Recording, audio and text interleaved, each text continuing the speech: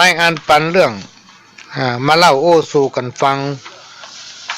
ก็จะได้ประชาสัมพันธ์กิจกรรมโครงการปลูกทำปลูกพัก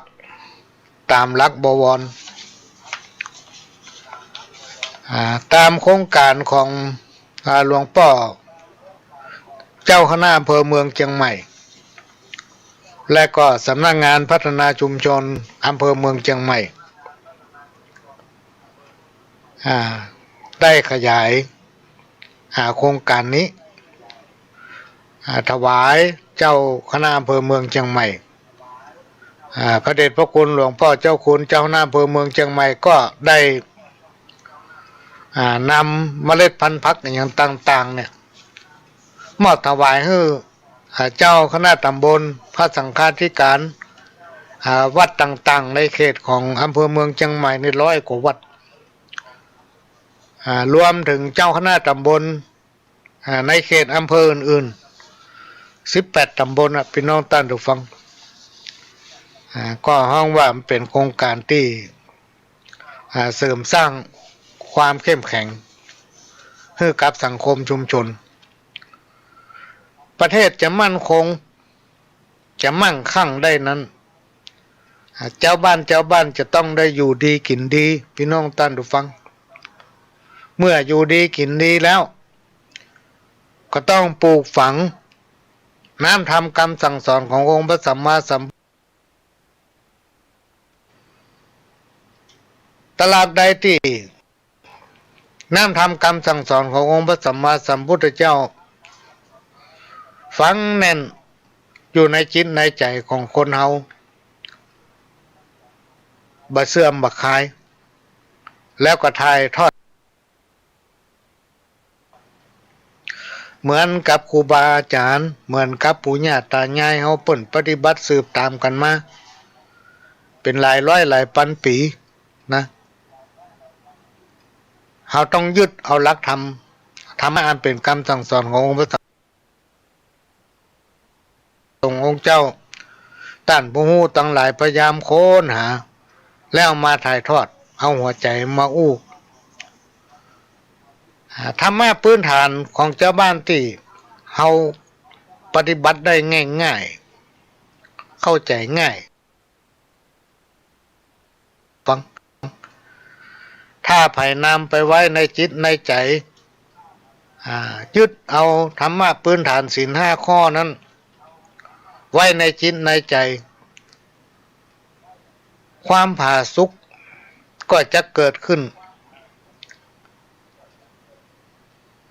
สิ่งทั้งหลายเหล่านี้พี่น้องท่านผู้ฟังเขาควรจะนำปลูกฝังให้กับลูกกับหลานเหมือนกับเขาได้รับการสืบทอดมาจากปู่ย่าตายายจากบรรพบุรุษจากครูบาอาจารย์ซึ่งทำให้บ้านให้เมืองเขามีความเจริญรุ่งเรืองโดยเฉพาะเจ้าเหนือล้านนาเขาเนี่ยคนไทยของเขาทั้งหลายเนี่ยเป็นคนที่มีจิตใจอ่อนน้อมเป็นผู้ที่มีจิตใจงามฟังเป็นเมตตามหานิยมทำให้นานาประเทศต้องการใครมาเอวประเทศเฮาเมืองไทยเฮาเมื่อมาพ่อคนทางเหนือนั้นอู้ม่วนยิ้มแย้มแจ่มใสหน้าตาสดชื่นพ่อหยังพ่อเฮามีจริยธรรมมีคุณธรรมประจำใจคนที่มีจริยธรรมมีคุณธรรมอยู่ในจิตในใจนี่หน้าตาเปิ้นจะจุ่มโลกพี่น้องท่านผู้ฟัง หน้าตาจุ่มได้อู้ได้จ่าได้พบได้ปะไอพี่น้องท่านผู้ฟังคนไหนถ้าจิตใจมันหมั่งงามเนี่ยหน้ามันแห้งแต่วันค่ำ กล้าหันก็กล้าอุปนิสัยของคนเฮานั้นพื้นฐานก็แตกต่างกันไปเพราะฉะนั้นตอนนี้นั่นเปิ้นกำลังรณรงค์ให้วัดนั้นเป็นแบบพี่น้องท่านผู้ฟังขยายผลนอกจากจะ มีการเผยแพร่ศีลธรรมอันเป็นคำสั่งสอนขององค์พระสัมมาสัมพุทธเจ้าแล้วก็ทำตัวให้เป็นตัวอย่างทั้งที่วัดในยุคปัจจุบันนี่มันไม่ใช่ว่างนะพี่น้องท่านผู้ฟังวัดในยุคปัจจุบันกับแต่ก่อนนี่ไม่ใช่เหมือนกันเนอะพี่น้องท่านผู้ฟังเต้าที่ปลวงเป็นคนอยู่กับวัดไปมาเขาออกอยู่กับวัดนี่นะแต่ไม่ได้กินของวัดนะ ปิ๊กมากินเข้าบ้านเถระครูบาอาจารย์นี่แทบจะไม่ได้อยู่เลยพี่น้องท่านฟังไม่ได้อยู่ไม่ได้ยั้งแทบมามีนะไปมานี่ก็ต้องต้อนรับนะได้อยู่ไม่ได้อยู่ก็จำเป็นต้องจัดหาเวลาต้องแบ่งปันเวลาให้ญาติให้โยมที่ไปหา อารมณ์บดีตึงบ่ได้ต้องแปลงอารมณ์ดีอยู่เสมอนะพ่อครูบาอาจารย์เปิ้ลก็เป็นคนอย่างเฮาเนี่ยลูกในยุคปัจจุบันเนี่ยภารกิจต่างๆเนี่ยนอกจากจะพัฒนาวัดนอกจากจะปกครองพระเน้นนอกจากจะช่วยดูแลพัฒนาหมู่บ้านพี่น้องศรัทธาตายกตาจิกาแล้วก็เฝ้าครัวตัวเองซ้ำ ดูแลครัวก็ลองถ้วยจอนเฮียสักใบสองใบนี่พี่น้องศรัทธาบ่นละโอ้บ่เป็นไรถ้วยเฮียปุ้นใบจอนเฮียปุ้นใบเนี่ย เนี่ยมันจะได้อยู่แล้วเปิ้นยังปีกเวลาพี่น้องท่านผู้ฟังมาปลูกทำปลูกพักตามหลักบวรทั้งที่ตนเองไม่ใช่ได้อยู่เวลามีกิจนิมนต์ลองมานิมนต์บ่อยๆถ้าบ่ได้ไปศรัทธาจม และโดยเฉพาะช่วงในยุคปัจจุบันเนี่ยมันเป็นสมัยโลกาภิวัตน์สมัยที่มีการพัฒนาไปก้าวไกลสมัยแต่ก่อนถ้าเราจะทำบุญอย่างสักอย่างเนี่ยพี่น้องท่านผู้ฟังเขาต้องไปหาพ่ออาจารย์เจ้าวัดไปหาหลวงพ่อเจ้าวาดเนี่ยไปหาครูบาเปิ้นไปถามว่าข้าเจ้าเนี่ยจะทำบุญจะกินแขกแต่งงานก็ดีจะขึ้นบ้านใหม่ก็ดีจะทำบุญตักบาตรทำบุญสืบชะตาสืบโหราจะหาครูบาอาจารย์หลวงพ่อหลวงลุงตั้งเจ้าอาวาสวัดไปปรึกษาคนเฒ่าคนแก่ปนน้อยปนนานครูบาอาจารย์พ่ออาจารย์ลูกแต่ปัจจุบันนี่พี่น้องท่านผู้ฟังคนเดียวไผที่เฮาฮู้จักเปิ้นมาถามเฮาก็จะบอกว่าโอ้ต้องไปประสานพ่ออาจารย์ไปประสานเจ้าเพราะภารกิจเปิ้นนักก็ไปหาพ่ออาจารย์กันเดียวเปิ้นถึงประสานกันคนเดียวพี่น้องบางผู้บางท่านไปหาวันคนเดียวแล้วจะเอาวันเนี้ยเกิดเถระครูบาอาจารย์พระสงฆ์องค์เจ้าเปิ้นเป็นตนนิมนต์ไผมานิมนต์ก่อนเปิ้นขึ้นกระดานไว้แล้ว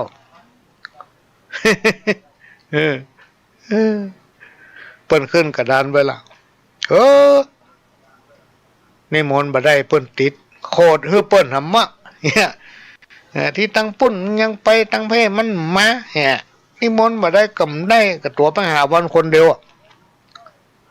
เพราะนั้นเรื่องจะทำบุญจะมีกิจกรรมอย่างต่างๆเนี่ยพี่น้องท่านผู้ฟังจะไปลืมเนอะ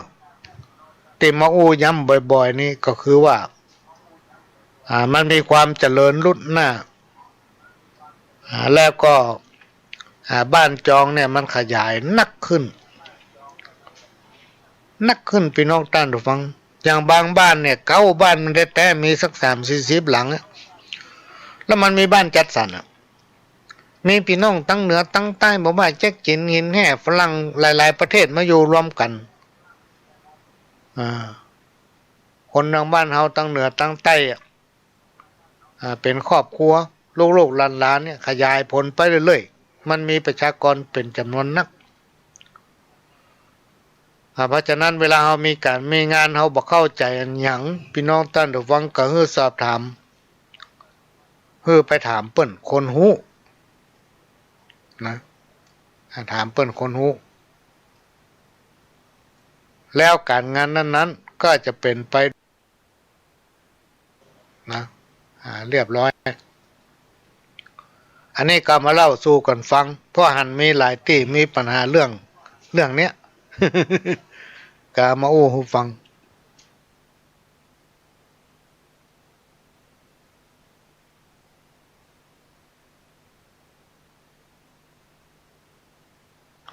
ช่วงเนี้ยพี่น้องท่านผู้ฟังก็ยังต้องได้เฝ้าระวังปัญหาไวรัสโควิดถ้าประจำเป็นก็ไม่ต้องไปไหนเปิ้นก็ยังประกาศอยู่ว่าบ่ให้ออกบ้านไปที่ไหนเกิน5 ทุ่มเนาะ5 ทุ่มต้องมีบ้านตัวเก่าแล้วเรื่องไปเนี่ยการทำงานนี่บ่ว่ากันแต่ต้องระมัดระวังการจัดอย่างต่างๆเนี่ยบางที่บางแห่งหลายๆที่บริษัทห้างร้านอย่างเปิ้นก็อนุโลมแต่เราต้องมีวิธีป้องกันเหมือนกับต่างประเทศพี่น้องท่านผู้ฟังถ้าใครติดตามข่าว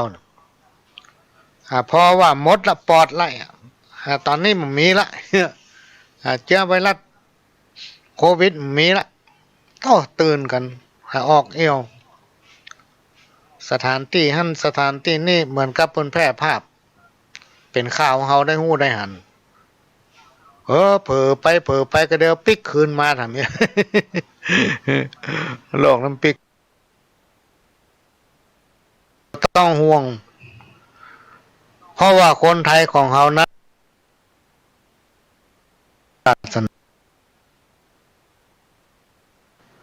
มีพระรัตนตรัยเป็นที่เปิ่งเป็นล่มเป็นเงานะนอกจากนี้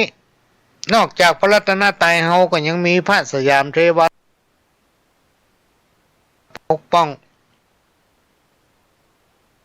เฮ้อพี่น้องศรัทธาตายกตายิกาอุบาสกบาสิกาพุทธศาสนิก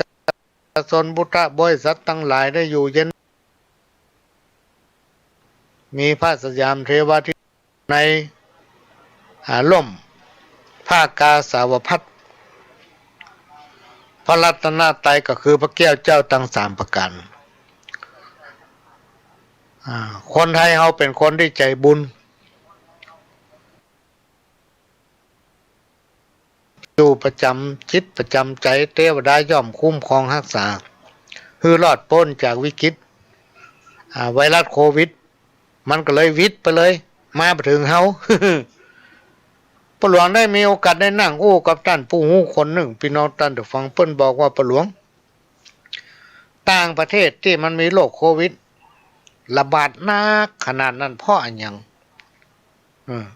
เปิ้นแสดงความคิดเห็นว่าโรคไวรัสโควิดเนี่ยลองสังเกตพอเตอะสมัยโบราณตะก่อน4-5-60 ปีผ่านมาเนี่ยเวลาจะลงกินไก่มันบ่ลงหน้าร้อนหรอกมันจะลงหน้าฝนลงหน้าหนาวแสดงว่าโรคนี่มันกลัวร้อนพี่น้องท่านผู้ฟังมันบ่สู้ร้อน เนี่ยช่วงระยะที่ผ่านมานี่เปิ้นระวุ่นระวันกันเรื่องไวรัสโควิด19เรื่องไวรัสโควิด19น่ะที่หั่นที่นี่ในบ้านในเมืองเขาก็ตื่นตัวโดยคณะผู้บริหารประเทศเปิ้นก็ระมัดระวังหาวิธีการทุกวิธีที่จะมาต่อสู้ต่อต้านโรคไวรัสโควิดนี้ถ้าโอ้ตามคนที่เปิ้นโอ้ประหลวงฟังเนี่ยโอ้มันไปมาได้ยังไงมันฮ้อนไปมีอยู่วันหนึ่งแม่อุ้ยโทรหาอุ้ยเนี่ยได้นี่ประหลวงประเดี๋ยวเนี่ยอู้อยู่ในบ้านเหมือนอยู่ในไหนึ่งว่ะ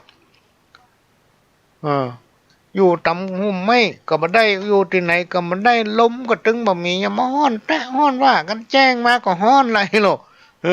เมื่อคืนก็จะนั่นแต่ก่อนนะพี่น้องท่านผู้ฟังเมื่อ2-3 ปีก่อนนี่ดึกดึงกลางคืนสัก4-5 ทุ่มนี่ห่มผ้าได้หรอกประเดี๋ยวนี้ผ้าห่มบ่ต้องถามหามันถึงบ่ได้ใกล้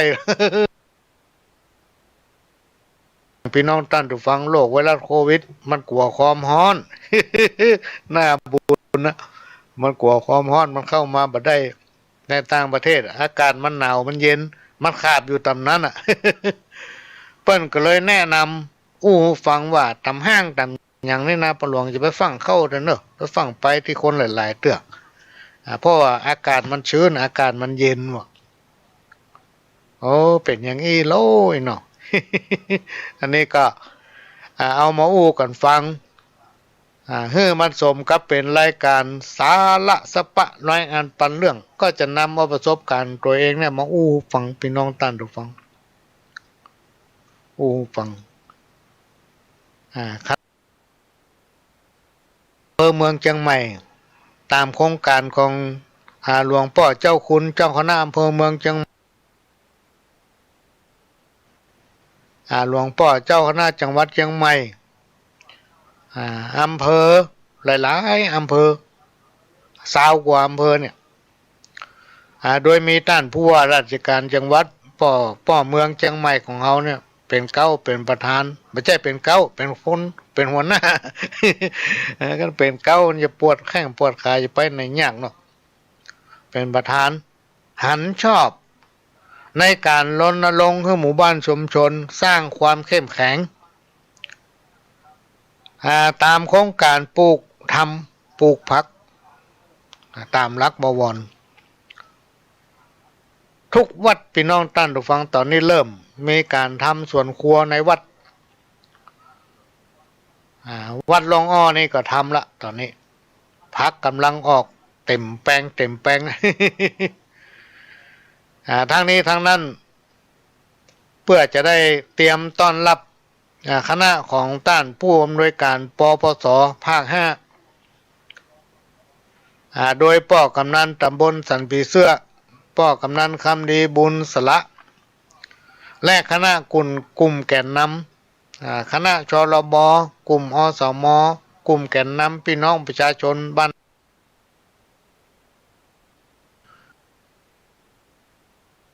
คณะของต้านผู้อำนวยการปปสภาค 5เปิ้นจะเดินทางมาที่แจ้งแถลงการถึงตำบลสันปีเสื้อเพื่อนำไปปรับปรุงพัฒนาสร้างความเข้มแข็งพร้อมกันนี้จะได้แจกเข้าป่าอาหาร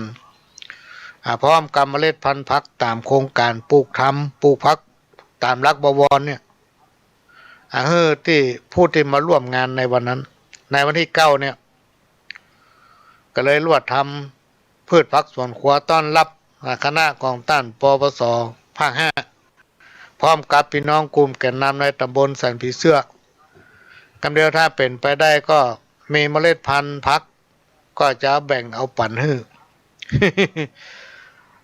ทำบักกี้เดือนตั้งหน้าทุกพื้นที่ของจังหวัดเชียงใหม่จะเป็นหมู่บ้านเขียวขจีเต็มไปด้วยพืชผักสวนครัวอยากอันหยังลงเฮือนไปกำเดียวนะพี่น้องท่านฟังเตียวบริเวณตินเจ้าค้าได้บอกควายได้เด็ดเอาพักนั่นพักนี่ก็มาปรุงอาหารกินเป็นการประหยัดตุนเวลาบ่ต้องเสี่ยงน้ำมันขี่รถไปตลาด มีพริกมีเกลือก็ซื้อมาไว้ปรุงอาหารกินกันไปในที่สุดก็จะมีความสุขเรียกว่าอยู่ดีกินดีอันนี้ก็เป็นสิ่งที่นำมาฝากมาเล่าอู้สู่กันฟัง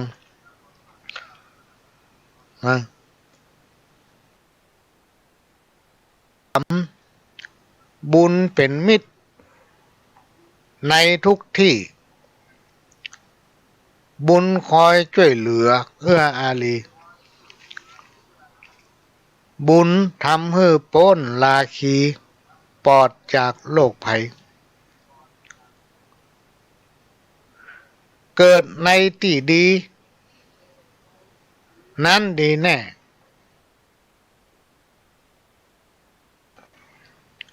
เกิดในที่ดีแล้วแย่ก็มีถมไปเกิดในที่ไหนๆก็ดีได้ถ้าไฟดี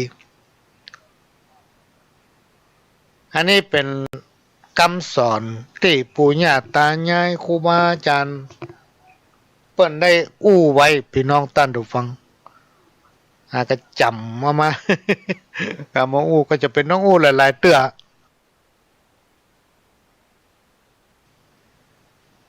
เพราะว่ามันจะได้ฟัง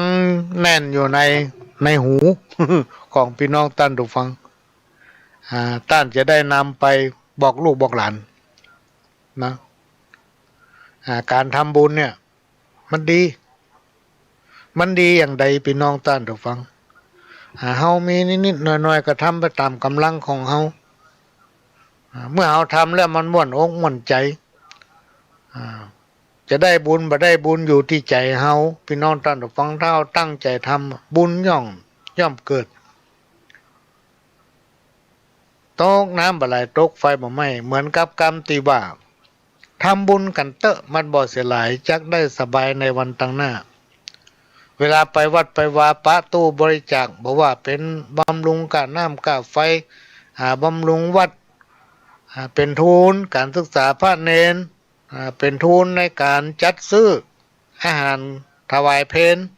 เถระครูบาอาจารย์ตำวัดใส่ไปเถอะพี่น้องท่านฟังใส่ยอดลงตู้ตั้งจิตอธิษฐานขออุทิศผลบุญทั้งหลายเหล่านี้ถึงสัมภเวสีถึงบรรพบุรุษพ่อแม่ปู่ย่าตายายรวมไปถึงเจ้ากรรมนายเวรครูบาอาจารย์เปิ้นบอกว่าเจ้ากรรมนายเวรเนี่ยมันโตยเฮาถึงวันนะพี่น้องท่านฟังเหมือนกับเงาโตยเฮาเนี่ยมันก็เงาติดตามตัวเฮาเนี่ย เพราะนั้นการทำบุญถ้าด้วยความบริสุทธิ์ใจด้วยความตั้งใจมีจิตศรัทธาแต่อธิษฐานจักสำเร็จผลสมกรรมปรารถนานะพี่น้องท่านฟังลองบ่เนอะลองบ่เตอร์บ่เชื่อนะแก้วประดับแล้วล้ำเลิศประเสริฐทั่วท่วนมวลสตรีสินบะมี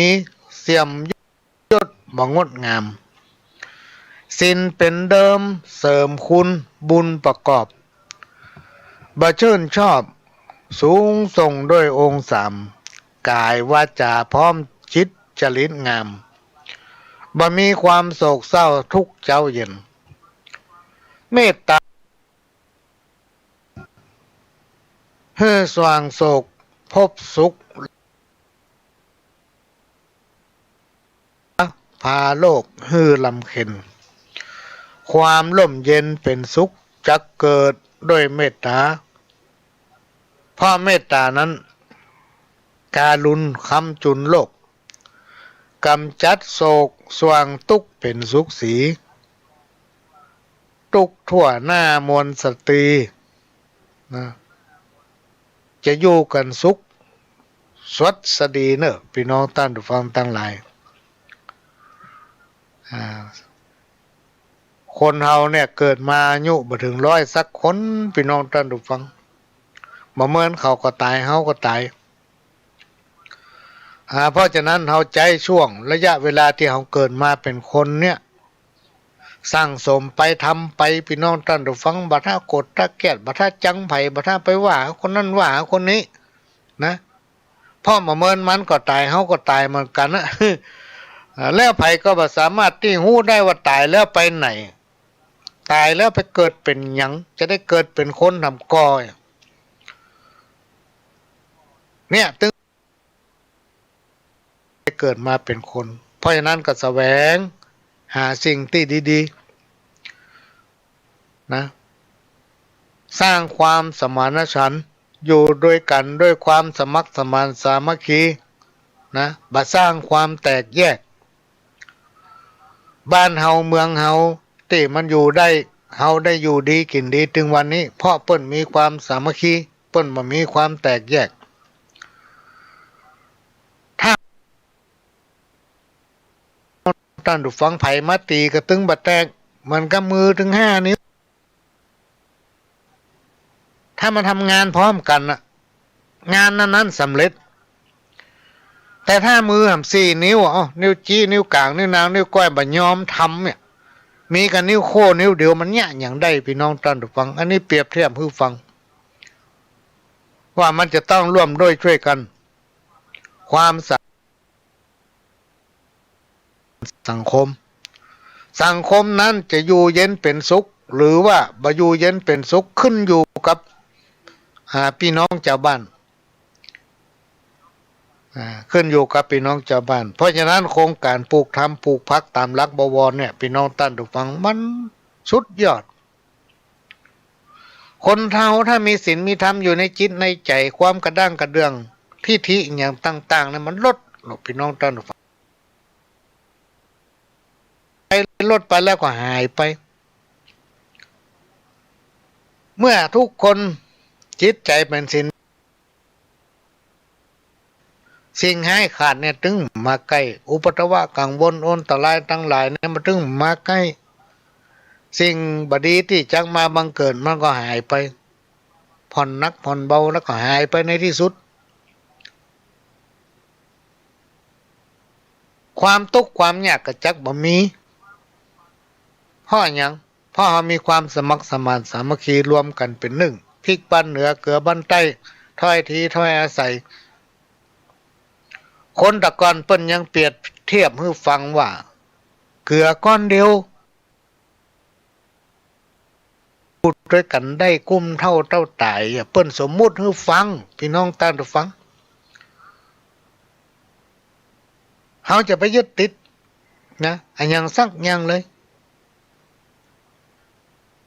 คือพอใจในสิ่งที่มียินดีในสิ่งที่เขาได้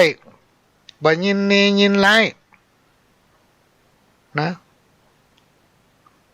แต่ว่าอย่างสักอย่างพี่น้องท่านฟังให้พอใจในตนเองนะการที่จะไปหวังพึ่งป้าอาศัยภายนั้นในหลักของพระพุทธศาสนาเปิ้นก็มีพุทธสุภาษิตบาลีบทหนึ่งที่ว่าอัตตหิอัตโนนาโถตนแลเป็นที่พึ่งของตนเนี่ยเขาก็ต้องพึ่งตัวเก่าจนถึงที่สุดเมื่อเขาช่วยเหลือตัวเก่าจนถึงที่สุดมันยังไปบ่ฮอดเนี่ยพี่น้องท่านทุกฟังเขาถึงจะไปขอคนอื่นได้เปิ้นก็ยินดีที่ช่วยเหลือเขาเมื่อเปิ้นได้ช่วยเหลือเขาแล้วเปิ้นก็ม่วนอกม่วนใจนะอันนี้ขึ้นชื่อว่ามีสมานอยู่ด้วยกันเหมือนพี่เหมือนน้องทุกคนน่ะพี่น้องท่านผู้ฟังที่เขาอยู่ด้วยกันถึงวันในโลกเนี่ยถือว่าเขาเป็นพี่เป็นน้องเหมือนกับพี่น้องคนดีเหมือนกับพี่แม้นว่าเขาบ่ได้หันหน้ากันท่านฟังตังเฟซก็ดีฟังตังวิทยุ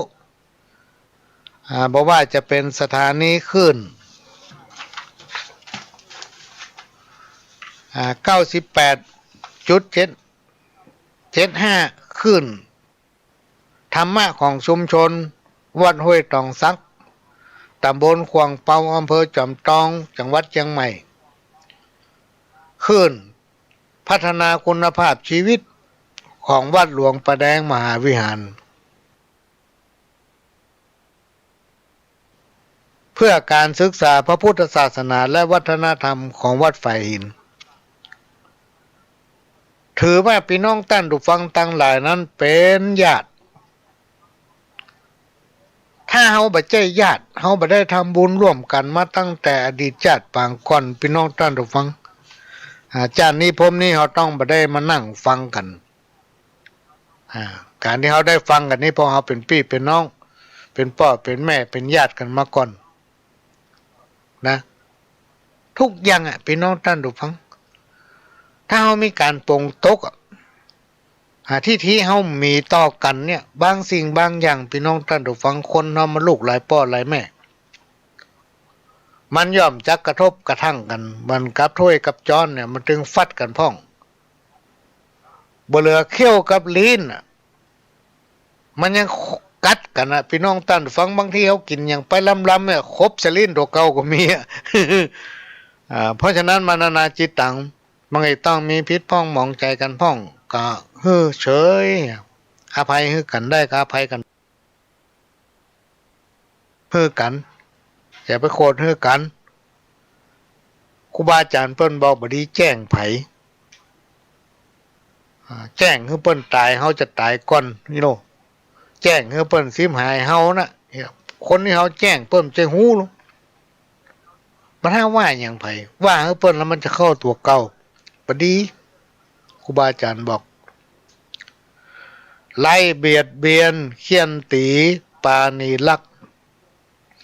มีแต่จักสร้างสรรค์ต่างหันษาโลกธาตุขาดทั่วโลกาจักพบแต่อันตรายลิษยาตาร้อนแน่นอนนักโลกนี้จักไร้ค่าพาสิบหายบ่มีปลูกผูกมิตรคิดแต่ทำลายมุ่งแต่ร้ายตัดรอนบ่ผ่อนเบาหันภัยผู้อื่นตีกว่าโตนขนหัวลุกใจบ่เป็นสุขพ่ออิจฉาและมัวเมาจักปะแต่ความเศร้าทุกข์ระทมจิตใจตมถ้าภัยเป็นอย่างเงี้ยพี่น้องท่านผู้ฟังได้กล้าเบียดเบียนเปิ่นคนอื่นนะถ้าเอาเป็นครูบาอาจารย์เป็นพ่อเป็นแม่เป็นปู่เป็นป้าเป็นลุงเป็นอาหมูจักสั่งจักสอนละอ่อนมหาวิธีมาอบรมเขาได้กระเขียนติ๊กติ๊กเขียนติ๊กติ๊กและละอ่อนในยุคปัจจุบันกับแต่ก่อนมันจะเหมือนกันนะพี่น้องท่านผู้ฟังสมัยเมื่อประหลวงเป็นละอ่อนนี่โอ้โดนเขียนโอ้โดนเขียนมันบาดแตกมันปองมันบวม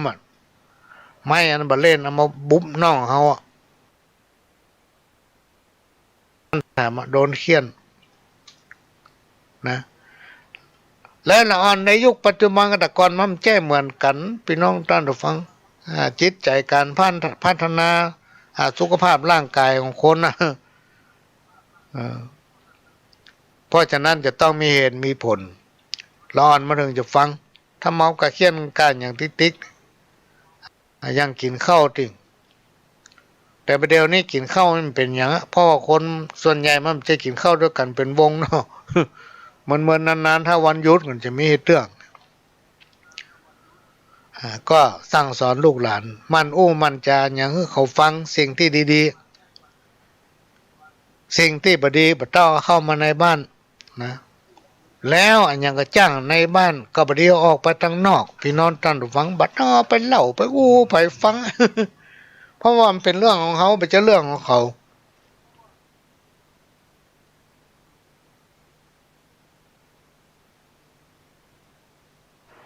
ทำให้เปิ้นตุกอกตุกใจแตนเฮาอย่าบ่ได้ นะคิดแต่สร้างสรรค์นะมันจะมีแต่ความสุข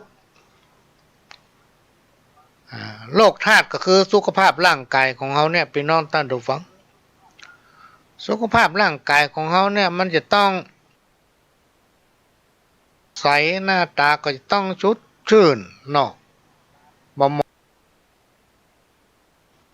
เพราะจิตใจเฮานั้นมีแต่คุณธรรม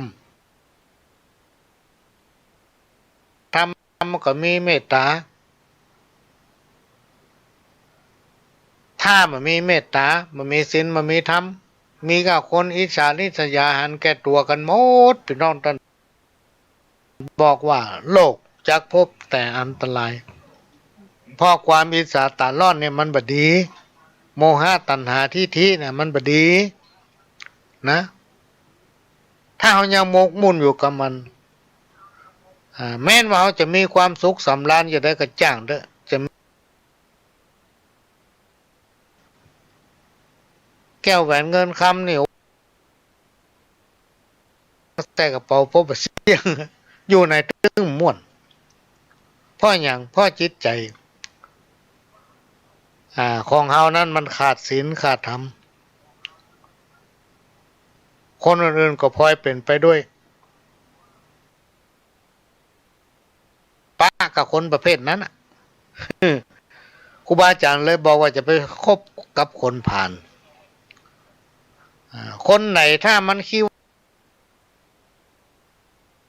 คนเดียวมันพอถ้าไปกับมันถ้ามันกับมันก็ว่าเขาเปิ้นติ๊กเอาเรื่องนั้นเรื่องนี้มามาว่าปล่อยมันอยู่คนเดียวก็ได้มันมีไผว่า ไผฟังมันแหละแหงมันก็ย่าง มันย่างคนเดียวเมื่อก็หลวงพ่อเพิ่นบอกไอ้หมอนี่มันขี้เหล้าวันหนึ่งไปนอนให้ต้นมะม่วงอะมั้งปะมะม่วงต้นเนี่ยต้นบันเล็กบันเล่นนี่เนาะหน่วยเต้ามันยังหู้อ่ะมันอย่างมาบัได้เชื่อนี่เนาะพ่อปะเต้าปะแตงเครือน้อยเดียวปะ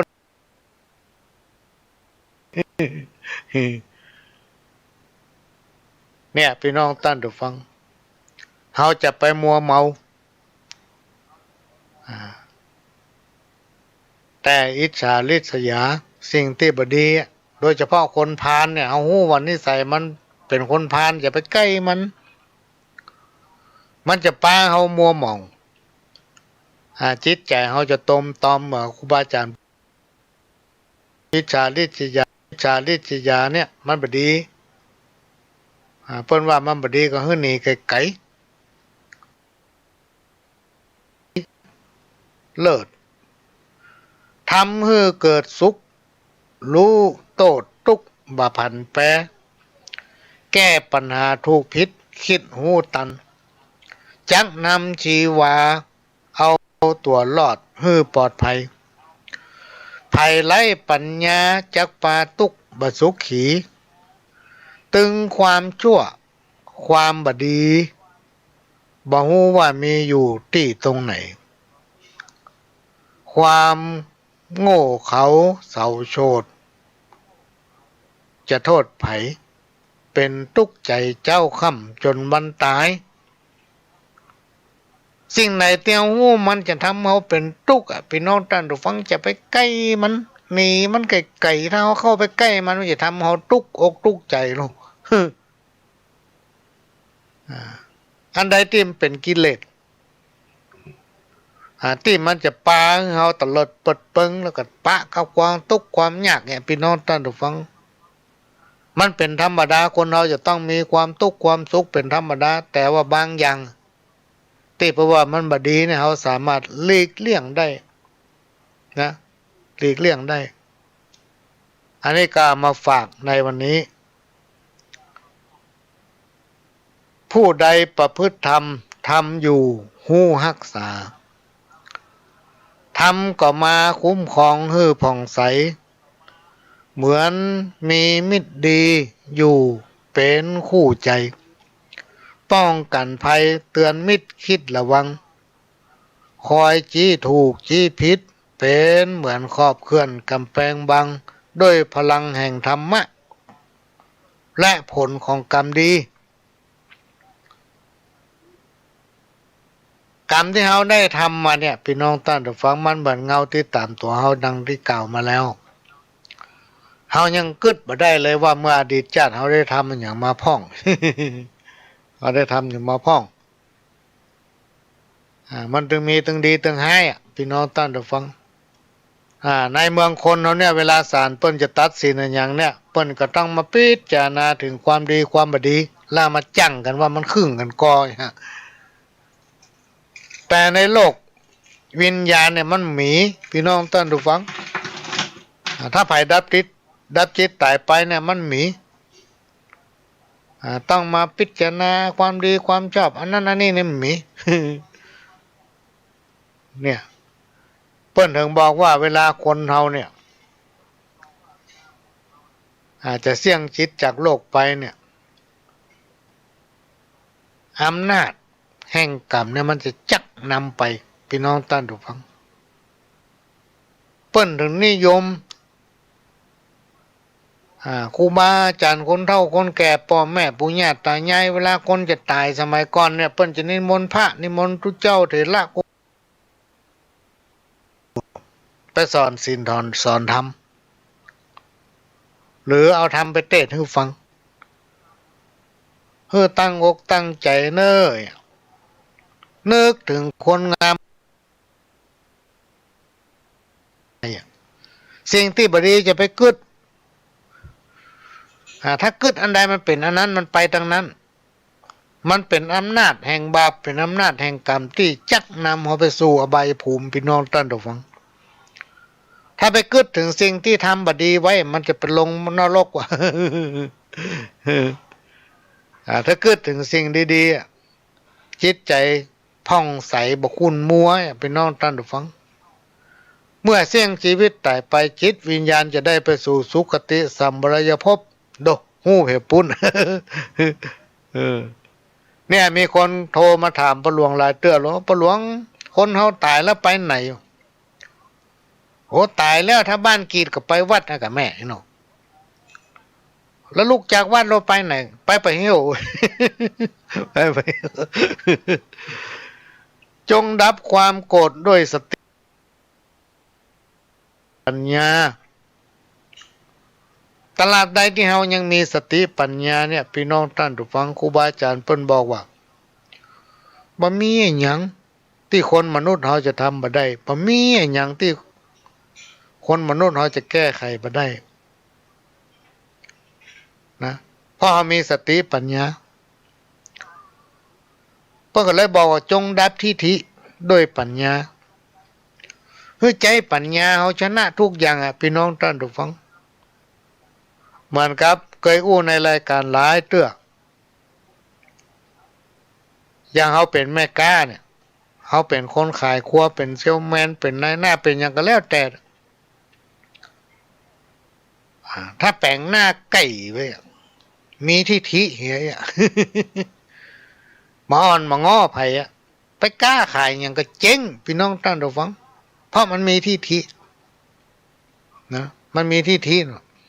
บัดถ้าไปเอาเมตตามหานิยมบัดถ้าไปลงรักอย่างที่ไหนอ่ะมันดึงเจ๊งใจเพราะฉะนั้นครูบาอาจารย์เพิ่นเลยบอกว่าน้ำขุ่นความขุ่นมัวเนี่ยความแค้นความโกรธที่อย่างตั้งหลายแหล่เนี่ยที่เขามีอยู่เนี่ยเก็บฝังไว้ในใจหั่นเอาไว้ในใจพุ่นเอาน้ำใส่ไว้ตั้งนอกไปตักไปเหี้ย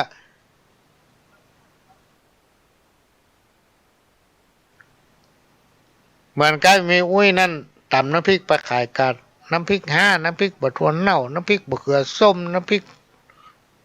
นุ่มเนี่ยน้ำพริกหอมเนี่ยลวกผักแปลงเป็นมัดเป็นเอานี่กับแม่งอันนี้อู้ดีกันได้ฟังกับม่วนเขาก็เต็มใจซื้อบางทีพี่น้องท่านฟังประหลวงนี่ไปหลายเตือนนะไปโดนใส่นี่นะเขาถามว่าอันนี้เท่าไหร่มุ้ยปากใส่เฮา ว่าเยอะก็บอกว่าจะว่าป้ายไม่ให้นะก็บอก บางทีเขามาหันนะพี่น้องท่านฟังเขาถามว่านี่เท่าใดมุ้ยปากใส่เฮาเลยไปซื้อสักคำเขาใจคนใบหรอก เหี้ยพี่น้องท่านฟังเพราะนั้นจงดับทิฐิเขาจะมีทิฐิอย่างใดก็จ้างดอกบางทีเขาโกรธเขาแค้นเขาเครียดครูบาอาจารย์เปิ้นบอกไว้สอนไว้ว่าเฮือดับน้ำตาด้วยการทำใจ ทำใจเหรอพี่น้องท่านฟังบางทีเฮือดับไฟแค้นนั้นด้วยเฮือดับกรรมตำหนิกรรมที่เขาว่าเขานั้นด้วยการนิ่งไว้พี่น้องท่านฟังนิ่งไว้นะและจงดับความทุกข์ทั้งหลายด้วยการปล่อยวางถ้าไผ่ทำอย่างเนี้ยพี่น้องท่านผู้ฟังจะอยู่สุขกายสุขใจไปในกระม่วนโดยเฉพาะการเป็นผู้นำคนเนี่ยพี่น้องท่านผู้ฟังการเป็นผู้นำคนเนี่ยมันจะว่าได้ดีนะทำดีไปเสมอตัวลองพลาดไปหน่อยต่อ ความดีตั้งหลายที่ทำมานั้นหายหมดเพราะฉะนั้นถ้าไผ่เป็นผู้นำมีความดีนักนี่นะเด่นหรือเปิ่นนั่นน่ะเป็นภัยเป็นอันตรายที่สุดเลย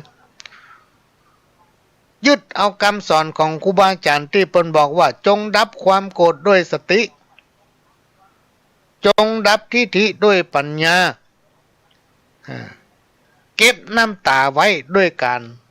ทำใจเขาจะแค้นจะโคตรสักปานใดเพียงใดก็แล้วแต่ดับไว้เหียเก็บไว้ในองค์คือเอาโหสิให้มันเหียมันจะไปนินทาว่าไล่ตำหนิที่เตียนเฮาจะได้ก็จังมันเตอะนิ่งไว้เหียพี่น้องท่านผู้ฟังตบมือข้างเดียวมาบัดดังมันหนีจริงบัดโป้นพี่น้องท่านฟังความจริงต้องเป็นความจริงอยู่วันยังค่ำเพราะว่าความจริงนั้นเป็นสิ่งบัดตายสังคมที่มันวุ่นวายเดือดร้อนอย่างถึงวันเนี่ยพ่ออย่างก็เพราะคนเฮามันหนีความจริงอ่ะ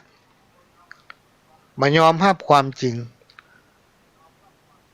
เตียวตัวเป็นขี้แต่ยังติว่าเป็นของเปิ้นอยู่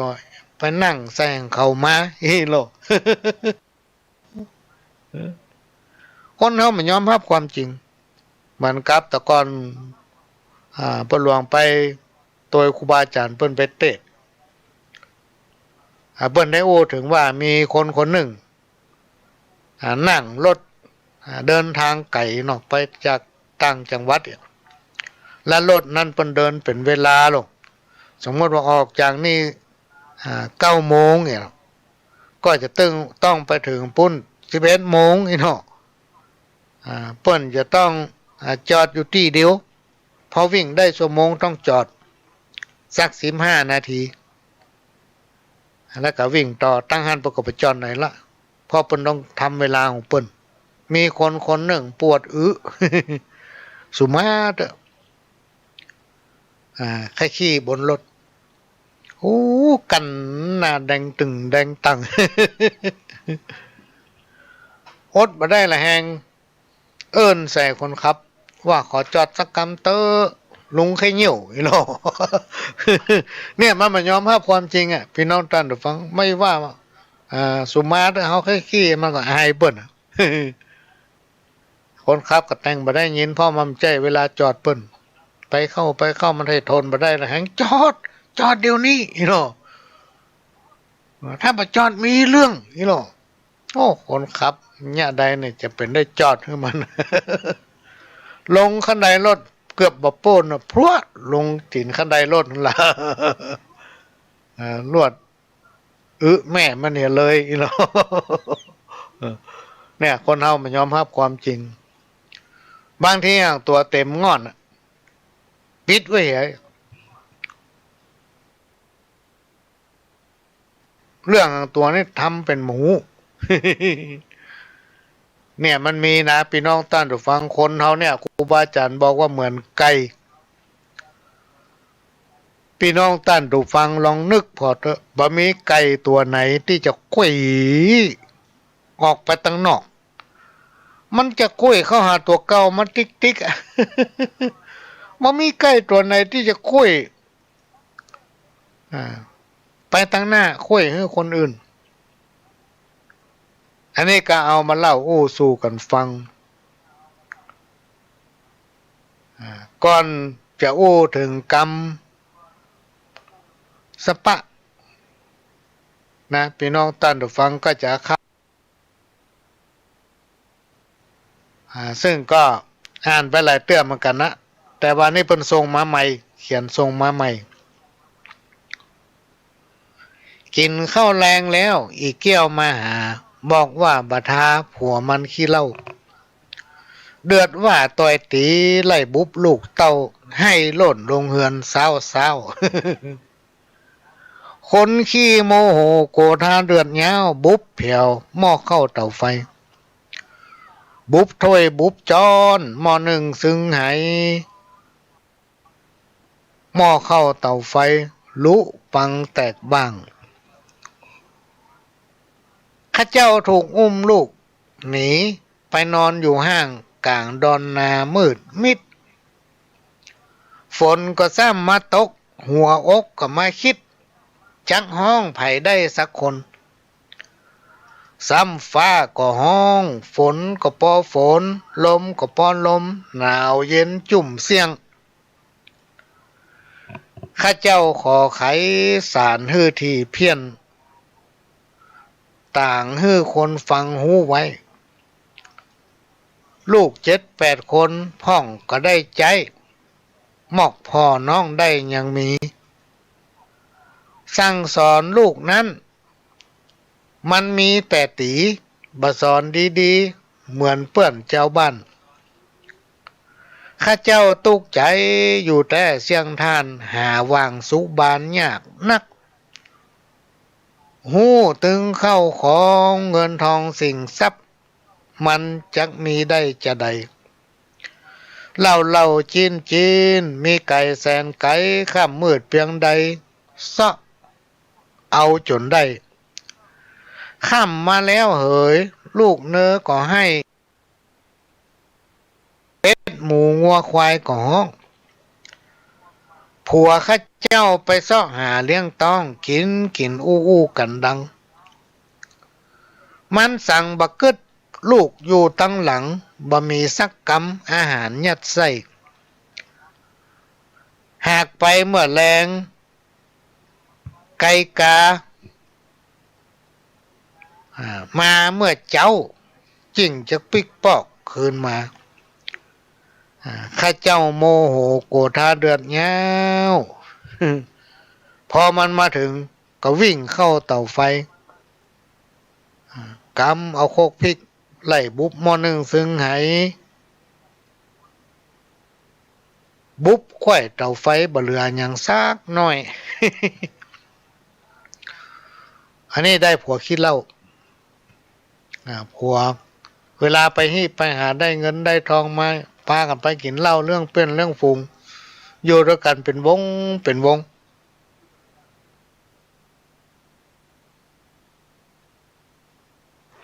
บักเกิดถึงลูกถึงเต้า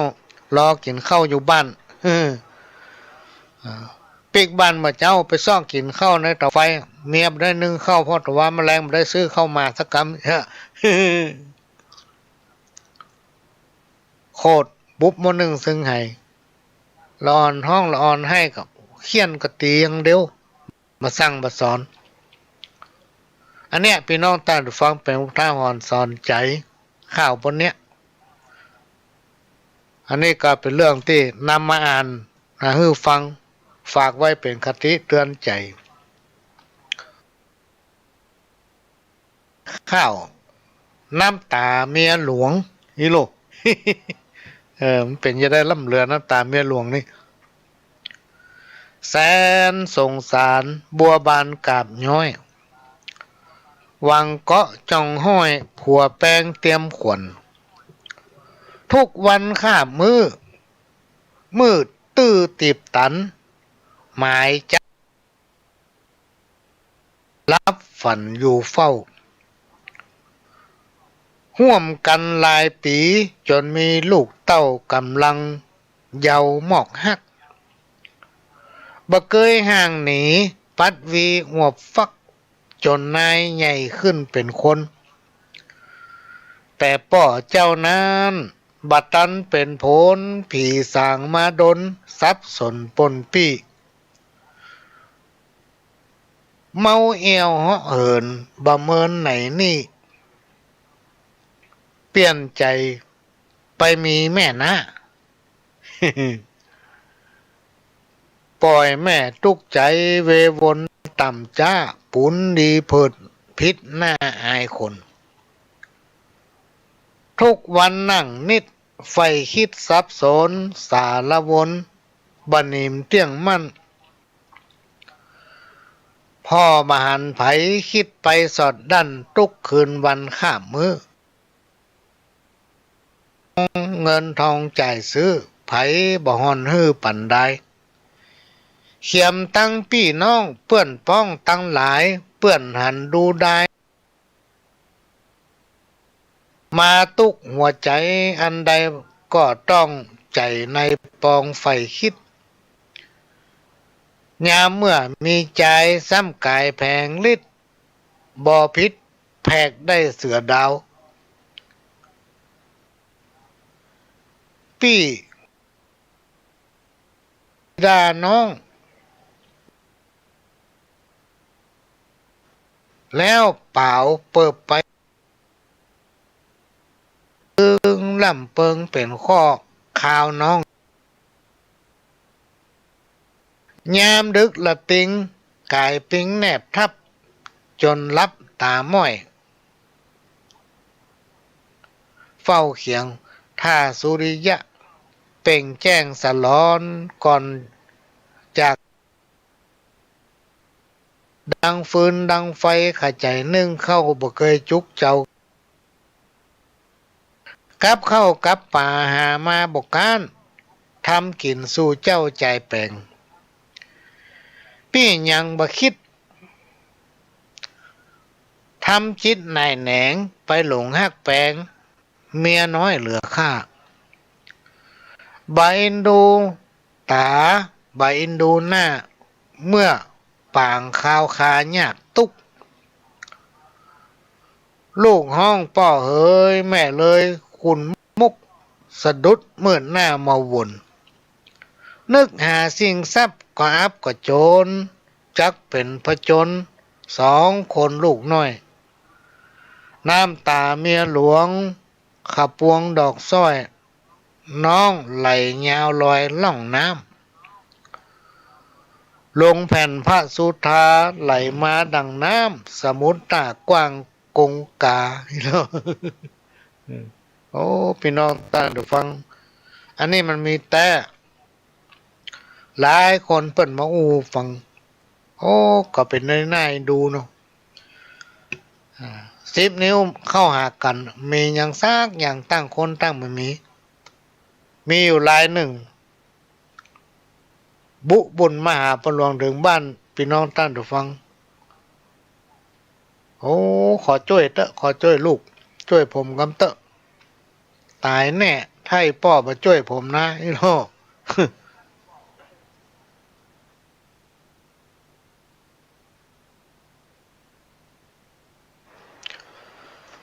ก็เลยว่ามีอันหยังที่ฮือพ่อช่วยเดือดร้อนอันหยังมากะบัดเดี๋ยวนี้ลูกหนีมามีผ้าที่เนื้อบาดวะ เมียผมจะฆ่าผมไม่หรอกโอ้แย่เนาะผ้าครัวผมมันเอากล่องหน้าบ้านเผาผมหมดวะ ก็เล่าให้ฟังโอ้เมื่อแตะก่อนบ่ใจมีหยังแล้วผมก็ฮักแกนายลงอยู่ด้วย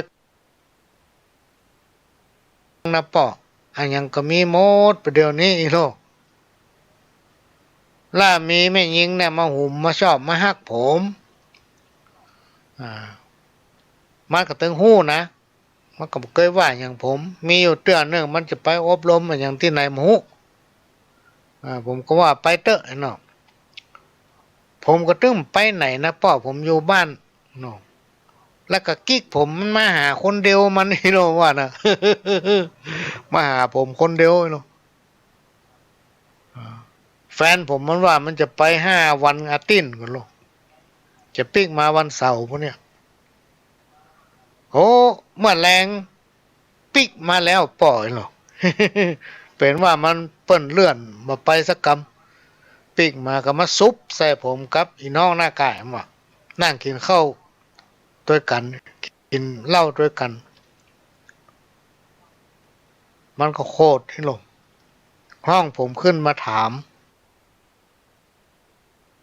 นะป้อผมก็มันตามซื่อนั่นเนาะว่ามันประจังเนี่ยใดเปิ้นมาหาบ้านเนาะมาแต่ว่ามาแรงนี่บ่ได้ เมียผมก็ถามผมก็มันฟังหมดไหนหรอมันเปียมีดมาจะฟันผมมาป้อผมก็ล่นลงเฮือน มันก็เอาผ้าเอาขว้างอย่างขว้างผมมันขนของผมขว้างหมดว่ะปลายปอน้ำมันสูบอ่ะ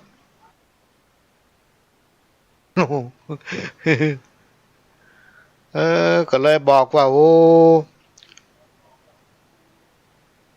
เฮาก็ฮักลูกฮักเมียลูกมีอย่างก็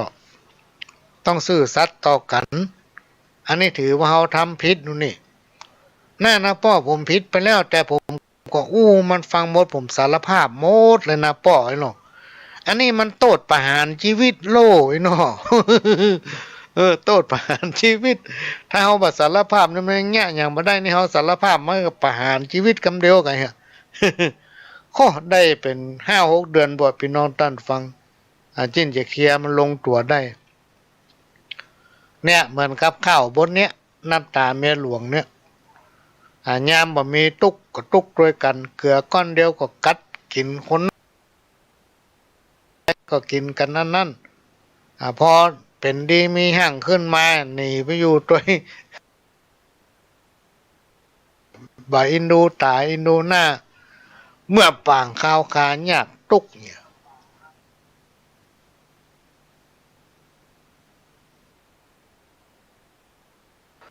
นี่ยพี่น้องท่านฟังเป็นข้าวที่มีคติสอนใจคนสมัยก่อนละเป็นแต่งแต้มไว้ข้าวบนนี้นะประหลวงเคยฟังสมัยคุณแม่บัวคำเนาะเปิ้นอ่านที่สถานีวิทยุวปท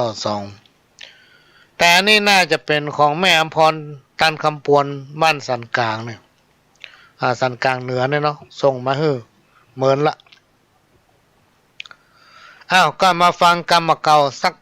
กรรมพี่น้องท่านผู้ฟังตอนนี้เราได้จากันมาเป็นเวลา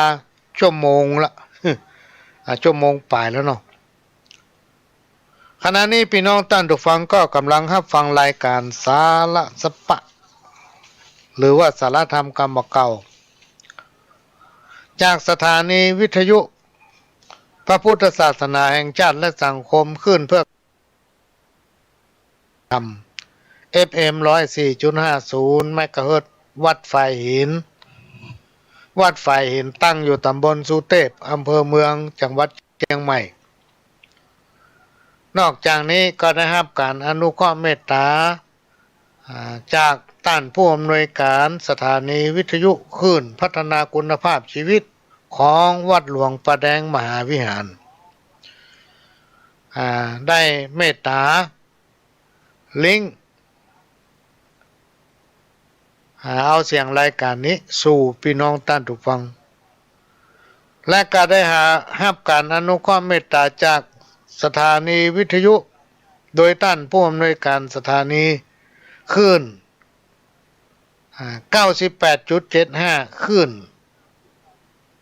ธรรมะของชุมชนวัดตองซักตำบลขวางเปาอำเภอ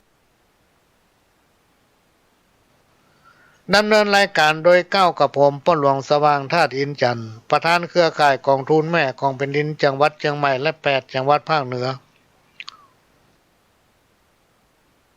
ประสานงานกองทุนแม่ของแผ่นดินแห่งชาติประธานคณะที่ปรึกษาผู้ตรวจราชการภาคประชาชนด้านต่างๆจังหวัดเชียงใหม่ก็มาพบปะกับพี่น้องท่านผู้ฟังเป็นประจำทุกวันอาทิตย์ตั้งแต่เวลาบ่ายโมงไปจนถึงบ่าย3 โมงสำหรับรายการเมื่อคืนคาดว่าพี่น้องท่านฟังคงจะเริ่มตอนหลังจากเข้าภาษาเนี่ย คงจะเริ่มมาจัดรายการภาคเมื่อค่ำเมื่อคืนหลายผู้หลายท่านไลน์มาถามก็ดีปะก็ถามว่าประเดี๋ยวประจัดรายการก็ว่ายังคงมีอยู่2 วันนะวันเสาร์กับวันอาทิตย์แต่เป็นเมื่อวันเนอะวันอาทิตย์นี่บ่ายโมงถึงบ่าย3วันเสาร์นี่4 โมงถึง6 โมงแมลงช่วงนี้ต้องรักษาสุขภาพไว้ก่อนที่จะนำเอาสาระสปะมาเล่าสู่กันฟังพี่น้องท่านผู้ฟังป้าหลวงก็จะขออนุญาตประชาสัมพันธ์น้อยกรกฎาคม2563ซึ่งเป็นวันดาเข้าพรรษาที่วัดหนองอ้อพี่น้องท่านผู้ฟังก็จะมีพิธีเปิดป้ายโครงการซึ่งมันอยู่ในป้ายเดียวกันก็คือวัดประชารัฐและก็โครงการปลูกธรรมปลูกพักตามหลักบวร ในวันนั้นเวลาบ่าย3 โมงในวันที่4 วันดานะก็จะมีการทอดผ้าป่าพี่น้องท่านผู้ฟังแต่ไม่ได้พิมพ์ซองนะไม่ได้พิมพ์ซองไปแจกให้ไผเพราะว่ามันเป็นช่วงไวรัสโควิดเพราะว่าเศรษฐกิจก็บ่ดีเนาะก็บอกให้ตามเพื่อนตามฝูงที่ปอนมีกินนะพี่น้องท่านผู้ฟังช่วยกันตามกำลังเพราะว่าจะได้มอบปัจจัยเนี่ยให้ต่างวัดได้บูรณะจัดซื้อเสนาสนะพัฒนาปรับปรุงภูมิทัศน์วัดเพราะวัดหลวงอ้อเป็นวัดตัวอย่างที่ต้องได้ทำการทนุบำรุงและก็หอประชุมก็จะทำให้มันแล้วมันมีหอประชุมละทำแล้วล่ะแต่ภายในมันยังมีโต๊ะเก้าอี้มีอะไรอย่างสักอย่างเลยก็ขอเชิญเครือข่ายสายญาติธรรมพรรคพวกพี่น้องเพื่อนฝูงท่านผู้ฟังที่พอมีจะกินเนี่ยช่วยกันเนาะคนละเล็กละน้อยตามกำลังของท่านในวันที่4 กรกฎาคม 2563ซึ่งเป็นวันดาวันเข้าพรรษาบ่าย3 โมงก็จะมีพิธีเปิดป้ายโครงการปลูกพักตามหลักบวรตามนโยบายของหลวงพ่อเจ้าคุณเจ้าคณะอำเภอเมืองเชียงใหม่โดยจะได้กราบอาราธนานิมนต์หลวงพ่อท่านด็อกเตอร์พระครูวิทิตวัดพระสิงห์รองเจ้าคณะอำเภอรูปที่1มาเป็นประธานที่วัดหลวงอ้อในวันนั้นแล้วก็จะมีการทอดพระป่าก็ไปได้พิมพ์ซองเอิ้นบอกให้เพื่อนให้ฝูงให้พี่ให้น้องที่บ่เดือดร้อน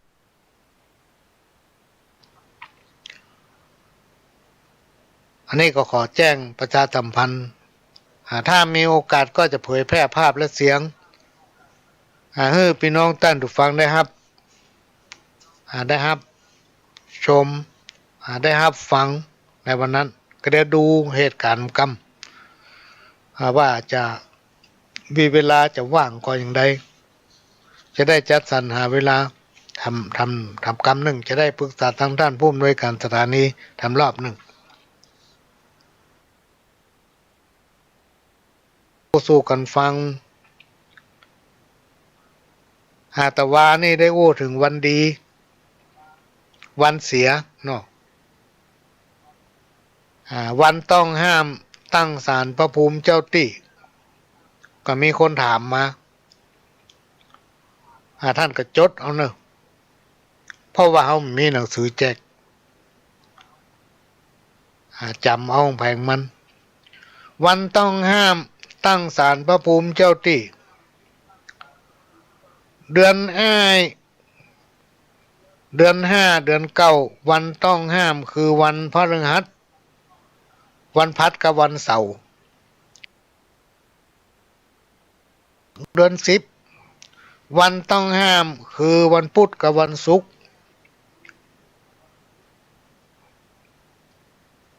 วันต้องห้ามเดือน3 เดือน7 เดือน11ก็วันต้องห้ามเดือน4 เดือน8 เดือน12ก็คือวันจันทร์วันเสียประจำเดือนพี่น้องท่านผู้ฟังมีคนถามมานัก จับซ้ำเตื้อเขาก็ลืม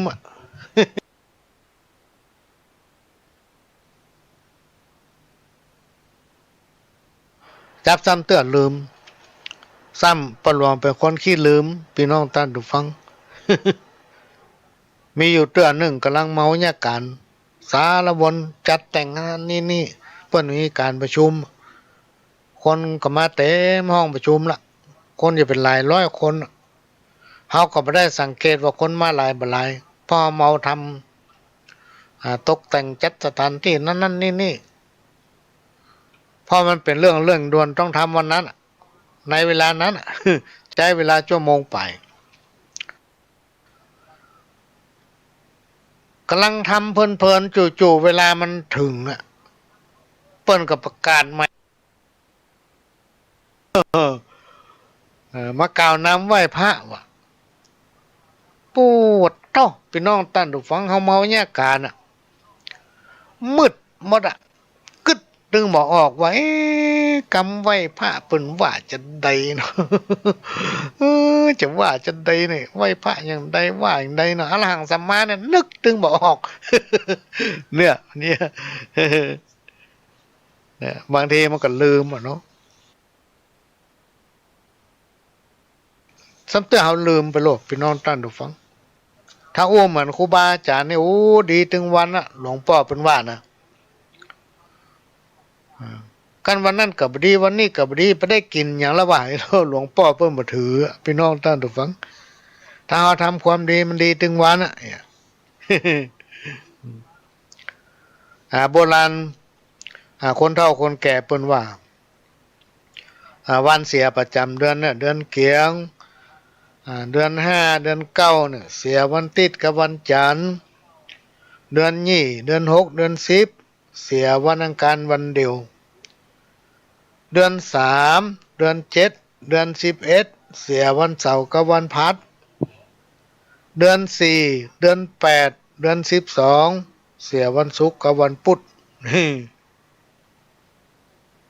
บอกไปอย่างเงี้ยพี่น้องท่านผู้ฟังแต่ว่าก็บอกไปล้อมละโอ้ซ้ำมาย้อนถามว่าบัดเดี๋ยวนี้วันที่นี้มันเป็นเดือนอะไรยังเงี้ยมั้งก็เลยทำสูตร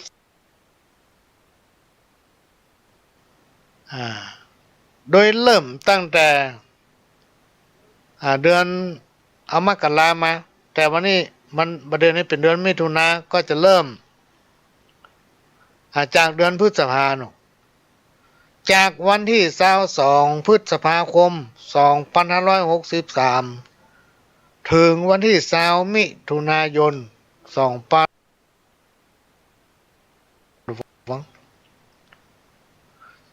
ตั้งแต่วันที่22พฤษภาถึงวันที่20มิถุนาอันนี้เป็นเดือนเก้า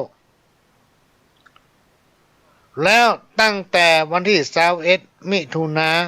ไปจนถึงวันที่20กรกฎาคมอันนี้เป็นเดือน10ละเป็นเดือนเป็นเดือน10เดือน10นี่เสียบางกันวันเดียวแล้ววันที่19สิงหาคมถึงวันที่17กันยายนนี่เป็นเดือน12เด้อพี่น้องท่านทุก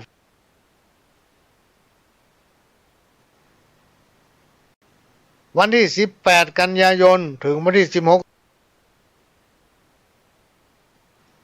เดือนเกียงเนี่ย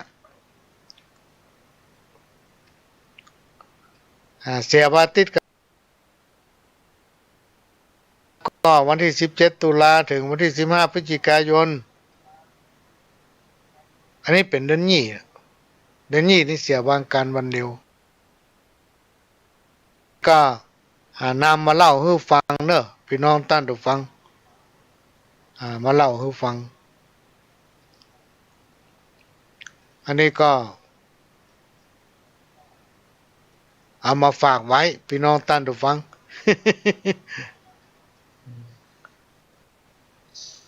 แล้วก็ข้าว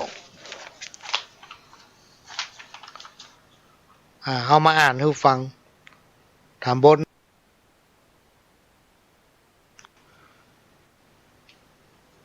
มันอ่านซ้ำกันก็เป็นยังเพราะว่ามันคนละคนเขียนส่งมาให้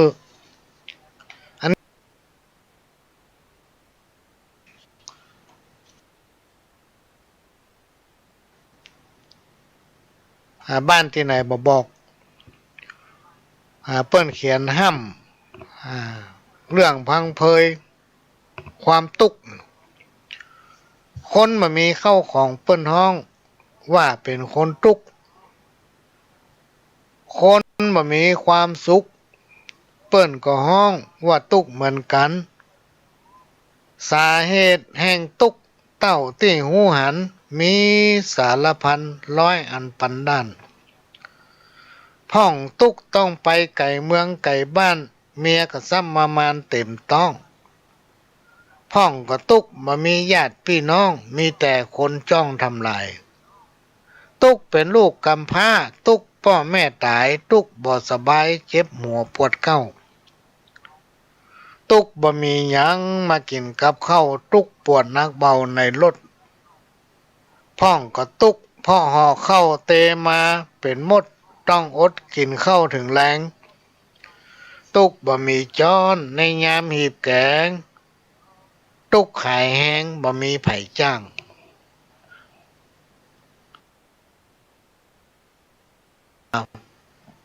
มัวฟางบาหันชัดตุกเมื่อได้กินของดองต้องมาเสียบกัดอึดอัดปวดคิ้วไปไหนตุกเท่าแก่ข้าวลูกหลานอยู่ไกลเจ็บเป็นอย่างไปบ่มีไผเฝ้าตุกขาดคนฮัก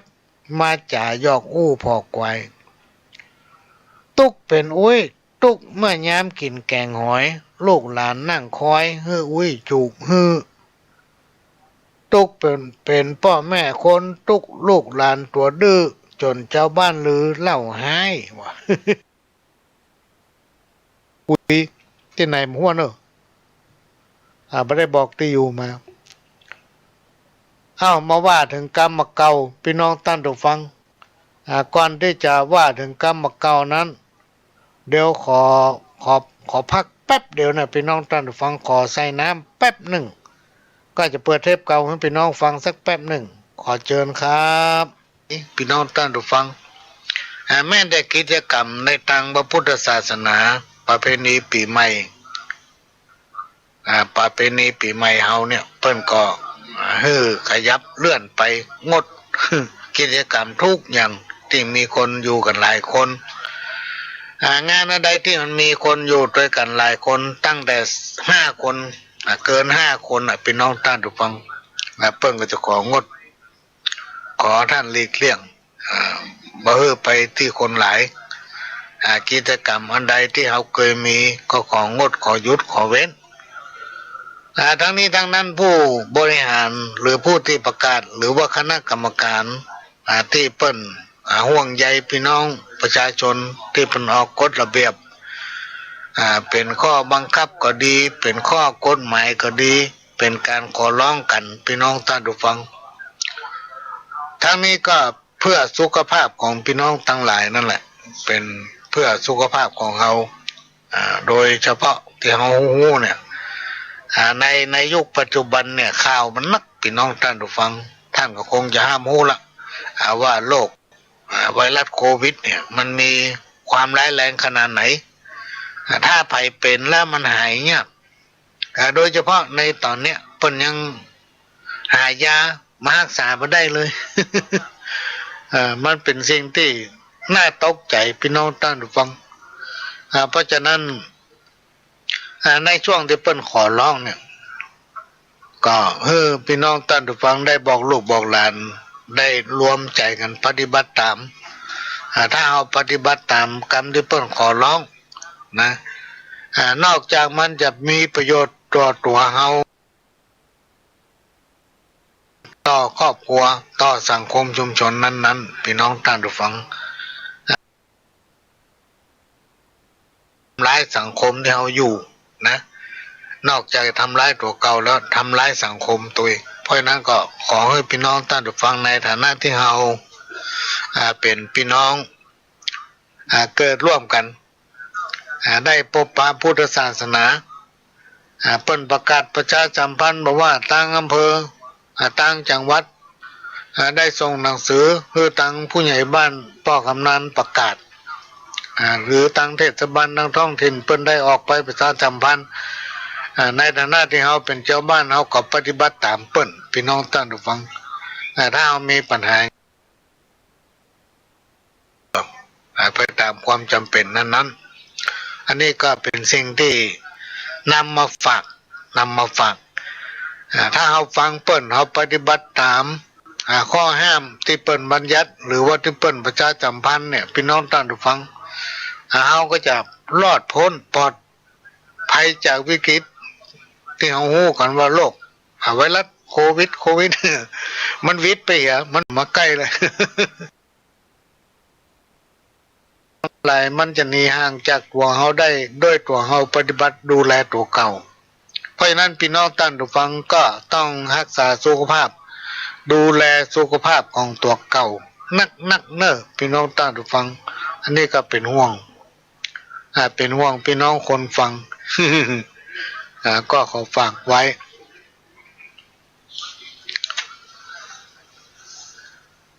สิบเหลี่ยมสาวเหลี่ยมบะเต้าเหลี่ยมใบแขมสิบแหลมสาวแหลมบะเต้าแหลมใบเข้า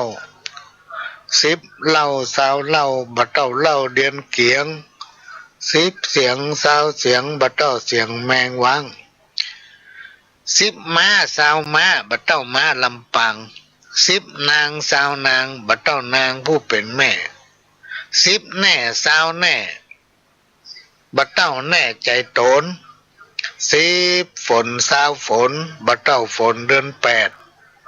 สิบแดดสาวแดดบะเต้าแดดเดือนเจ็ดสิบเห็ดสาวเห็ดบะเต้าเห็ดถอบกับเห็ดห้าสิบหน้าสาวหน้าบะเต้าหน้าคนที่เฮาฮัก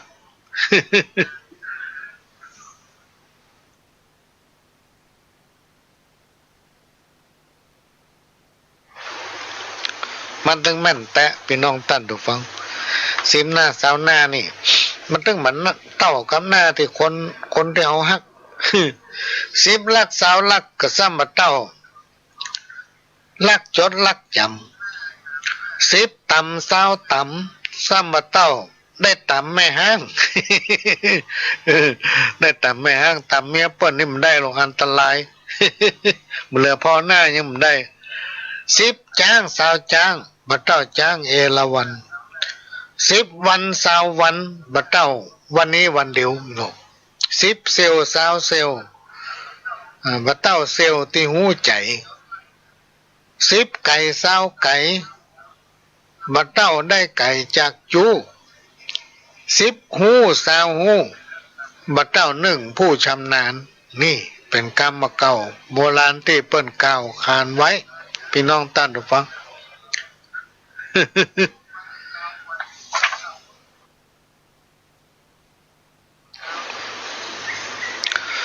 แล้วก็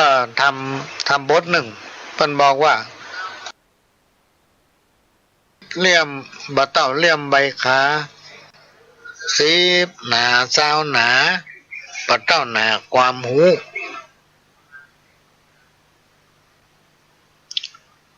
เก้าจะมีจูสิบจะมีจูขอให้เป็นจูตั้งใจเก้าใจสิบใจบ่เต้าใจนักเลงเก้าเฮงสิบเฮงบ่เต้าเฮงสวยบ่เก้ามวยสิบมวยบ่เต้ามวยเข่าทรายเก้านายสิบนายบ่เต้าเป็นนายตัว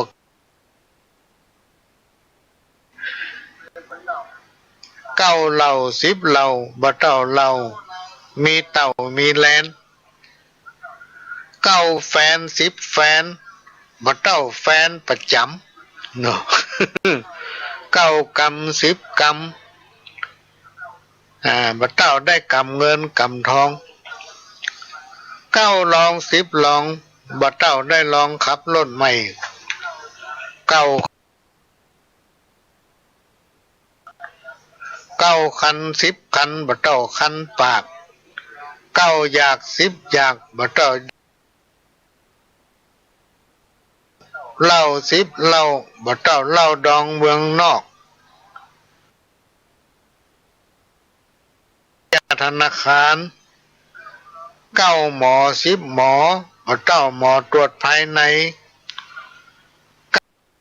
เก้าใบสิบใบบ่เต้าใบบอกบุญ ใบยังจังนั่นนะ ครับสองพระป่าสองกฐินนี่พี่น้องท่านผู้ฟังผีกลัวขนาด ผีกลัวขนาด ถ้าภัยกลัวผีนี่เอามาเน็บไว้ตามหน้าบ้านผีกับใบดีกานี่ ใครได้ความรู้เปิ่งครูบาอาจารย์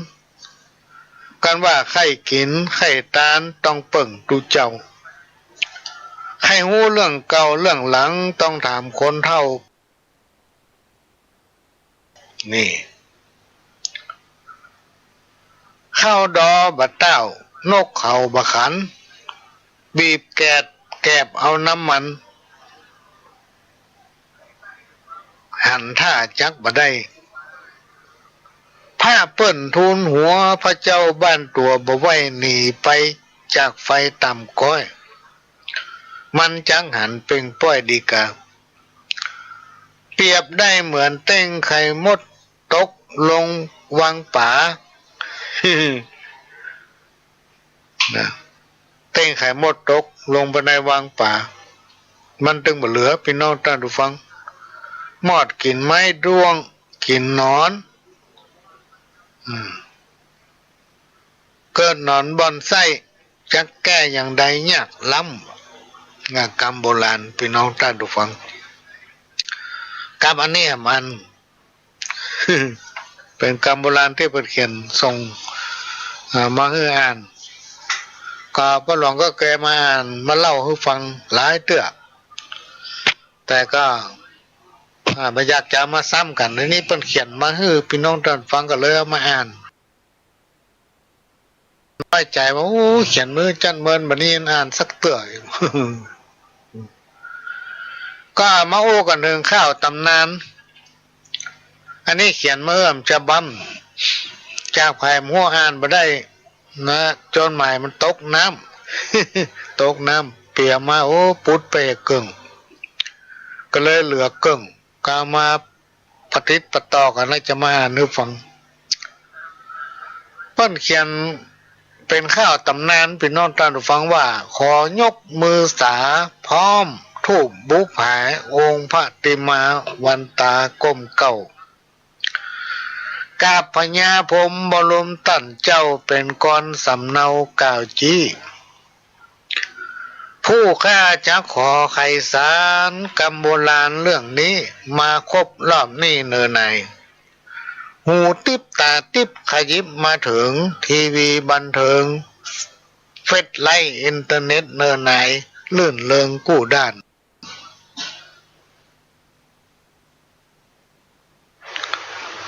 นั่งตายนอนตายไม่อยากกู้บ้านพ่อถึงตำนานบอกจี้ไล่บุบยิงกันแต่งฟันเดี๋ยวนี้สับสนปนปี้เนอไหนพ่องกินยาพิษเสพติดจนตายแขวนคอวำไว้บอกว่าหญิงใจหนุ่มเท่าพ่องก็ยิงตัวตายตึงนายไผ่เจ้าพ่องก็ลู่ชิงเอาสิ่งทรัพย์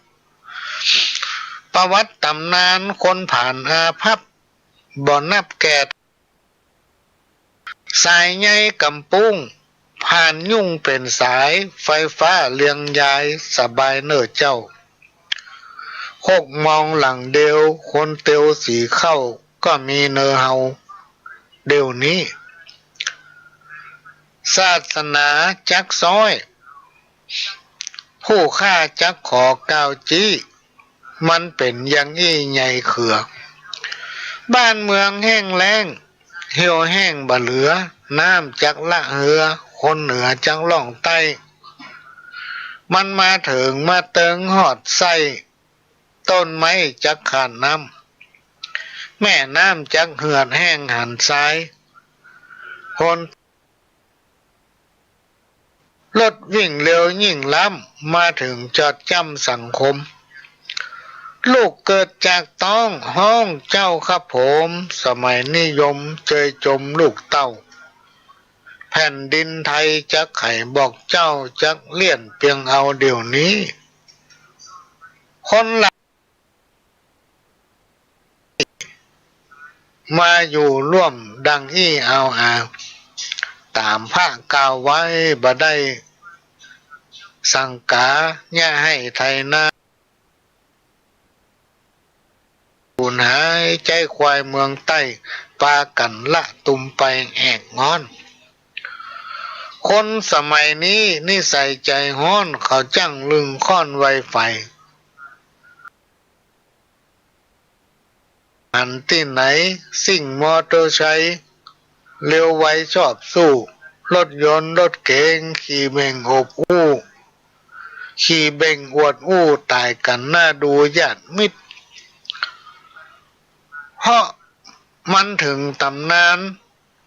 ตามพระกล่าวไว้คนไล่เดียงสาคนขาดปัญญาจักอู้จ่าสวกกล้าใจห้อนมือไว้บ่มีไว้หน้าพิตามารดาบ่เว้นไล่บุบฟันแตงใจแข็งหนีบเกนมันติดสืบเส้นถึงข่าวคนสมัยเดียวนี้นาลีหนุ่มสาวอายุลุ่มสาวเปิดเปล่าอยากได้ลูกผัวเมียเขาชิงเอาห้อนไม่ขาดสินธรรมในมนุษย์2563ถึงทองพระพุทธจักสุดเสียงศาสนาพ่องยังหนุ่มน้อยด้อยการศึกษาเอาภริยาสามีร่วมข้างขั้วปีบ่ปอบ่กึดบ่สร้างเลิกละตุมวางบ่ง้อ มันมีแต่เนอะพี่น้องท่านฟังอันนี้ตามตำนานที่เพิ่นว่าไว้เนี่ยคนตะกอนเปิ้นจะอู้กันว่าโอ้ทำน้อยนะหมู่สู่ตั้งหลายน่าจะมันนกมันหนูนกเนี่ยพี่น้องท่านฟังถ้าตามันแตกก็คือว่าตีนฝ้ายยกมันต้องบินออกไปซ่อหากินละข้ามบ่มันจะปิ้งมาอยู่ห่างมัน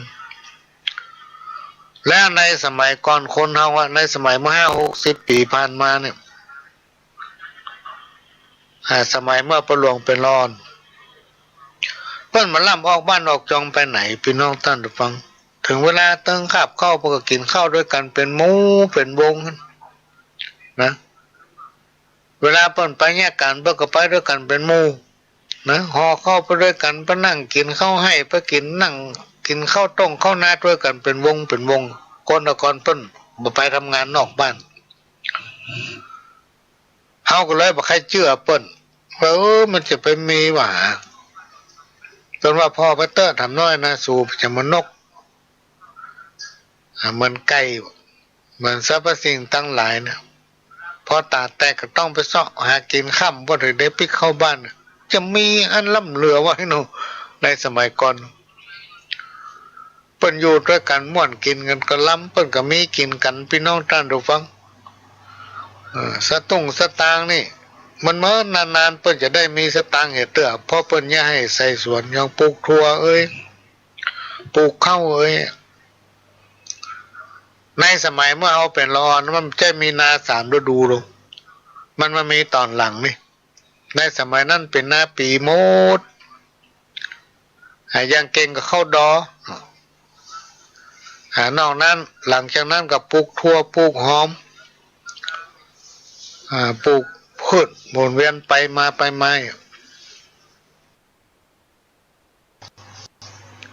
มาสมัยปัจจุบันนี่ลองย้อนนึกไปสมัยก่อนกับปัจจุบันมันจะต่างกันนักพี่น้องท่านผู้ฟัง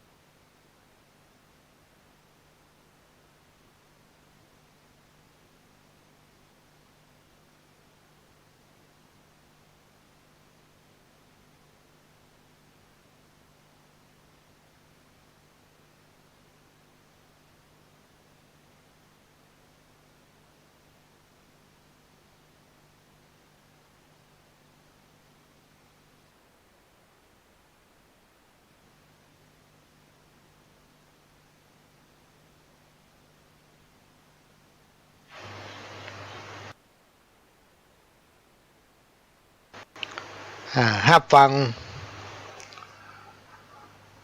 รายการของพ่อหลวงสว่างธาตุอินจันทร์ได้พร้อมกันถึง3 สถานีก็ได้รับการอนุเคราะห์เมตตาจากท่านผู้อำนวยการสถานีขึ้นพัฒนาคุณภาพชีวิตของวัดหลวงป่าแดงมหาวิหารและก็สถานีวิทยุธรรมะของชุมชนวัดห้วยตองซักตำบลขวางเปาอำเภอจอมทองจังหวัดเชียงใหม่ก็ได้รีเลย์เอาเสียงนี้เผยแผ่สู่พี่น้องท่านผู้ฟังแถมสถานีหนึ่งพี่น้องท่านผู้ฟังสามารถรับฟังรายการของพ่อหลวงสว่างธาตุอินจันทร์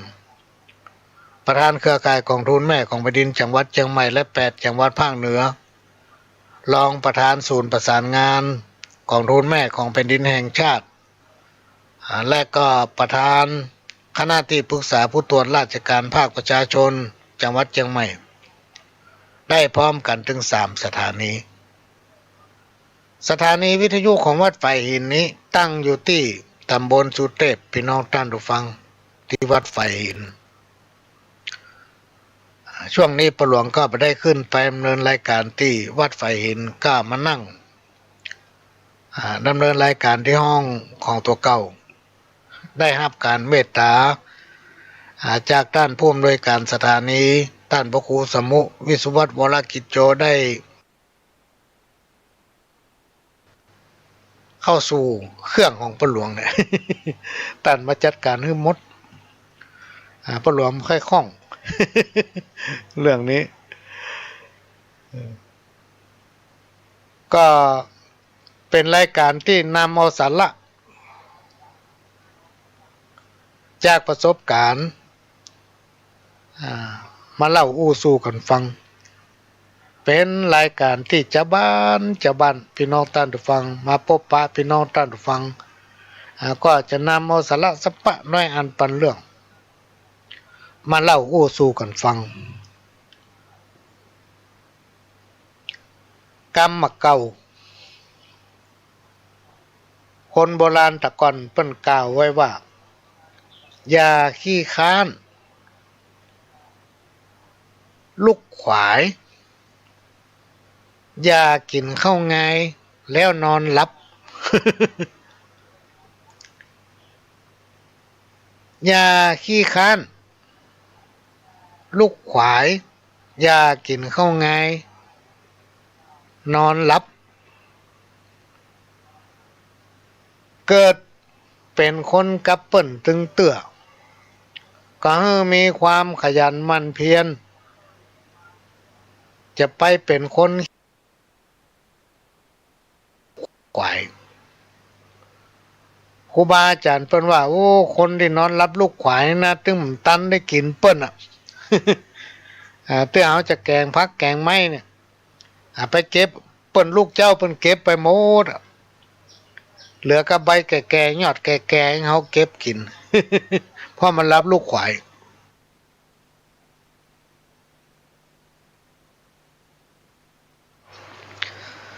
รับลูกควายยังมาปอสมากินเข้าง่ายแล้วปิกมานอนรับต่อ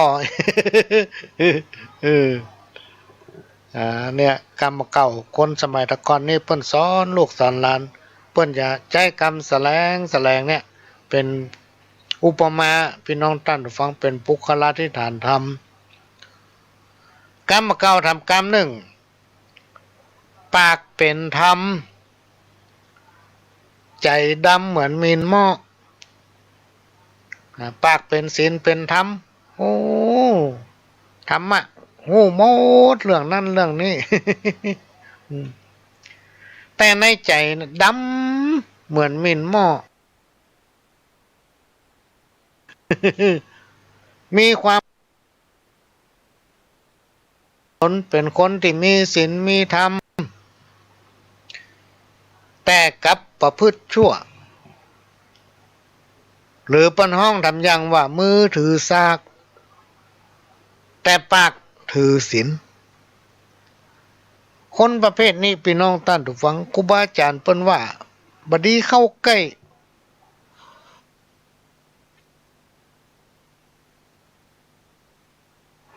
บดีเข้าใกล้มันปล่อยให้มันอยู่คนเดียว กระเดิมดึงปั๊บตัวมันคนเดียว หนีหนีมันไกล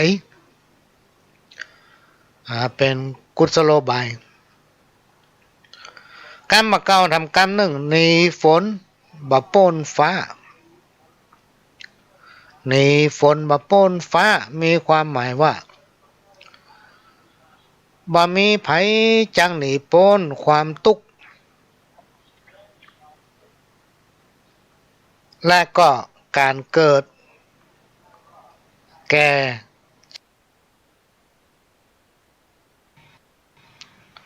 คนตะกอนเปิ้นได้กล่าวเป็นกรรมกุศโลบายว่านี่นะคนเฮาจังหนีความทุกข์ความสุขเนี่ยถึงบัดได้พี่น้องท่านผู้ฟังเพราะสิ่งตั้งหลายเหล่านี้มันเกิดขึ้นกับตัวเฮาถ้าเฮาเป็นคนขี้ค้านเนี่ยมันก็ปะกับความทุกข์ ถ้าเฮาเป็นคนขยันหมั่นเพียรในที่สุดถ้าเฮาจ้างกินจ้างใจจักพบแต่ความสุขความเจริญ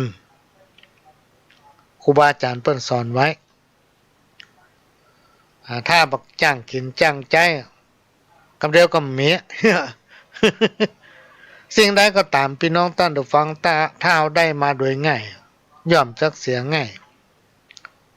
ถ้าเอาได้มาโดยยากอย่าเอาไปยากการทำงานเนี่ยโอ้กว่าจะได้เงินได้ทองมาเนี่ยเป็นตุกเป็นยาก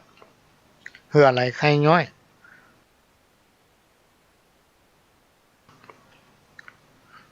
ถ้าเอาจ้างกินจ้างใจ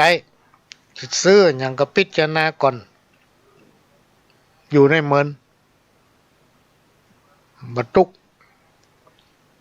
ก็มีความสุขพอประมาณตามสภาพฐานะพื้นฐานของไปของมันเปิ้นก็มีกรรมเก่าสอนไว้ว่าคน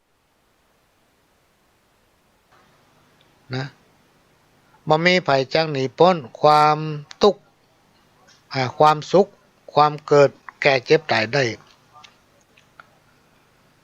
กรรมเก่าทำกรรมหนึ่งบะขามป้อมตกองมืออีวอกเนาะอันนี้ก็มีความหมายว่าเป็นกรรมเปรียบเทียบฮือฮู้ว่าสิ่งของมือของคนบัดดีพี่น้องท่านผู้ฟังคนบัดดีนี่ก็คือคนใจดำ คนบัดซื่อโอ้ตามภาษาเจ้าบ้านว่าคนวอกนี่เนาะ ของดีๆไปตกอยู่ในอ้องมือมันก็บักขามป้อมตกใส่อ้องมืออีวอกมันจึงยากที่จะได้คืนพี่น้องท่านผู้ฟังนี่เป็นกรรมที่คนตะ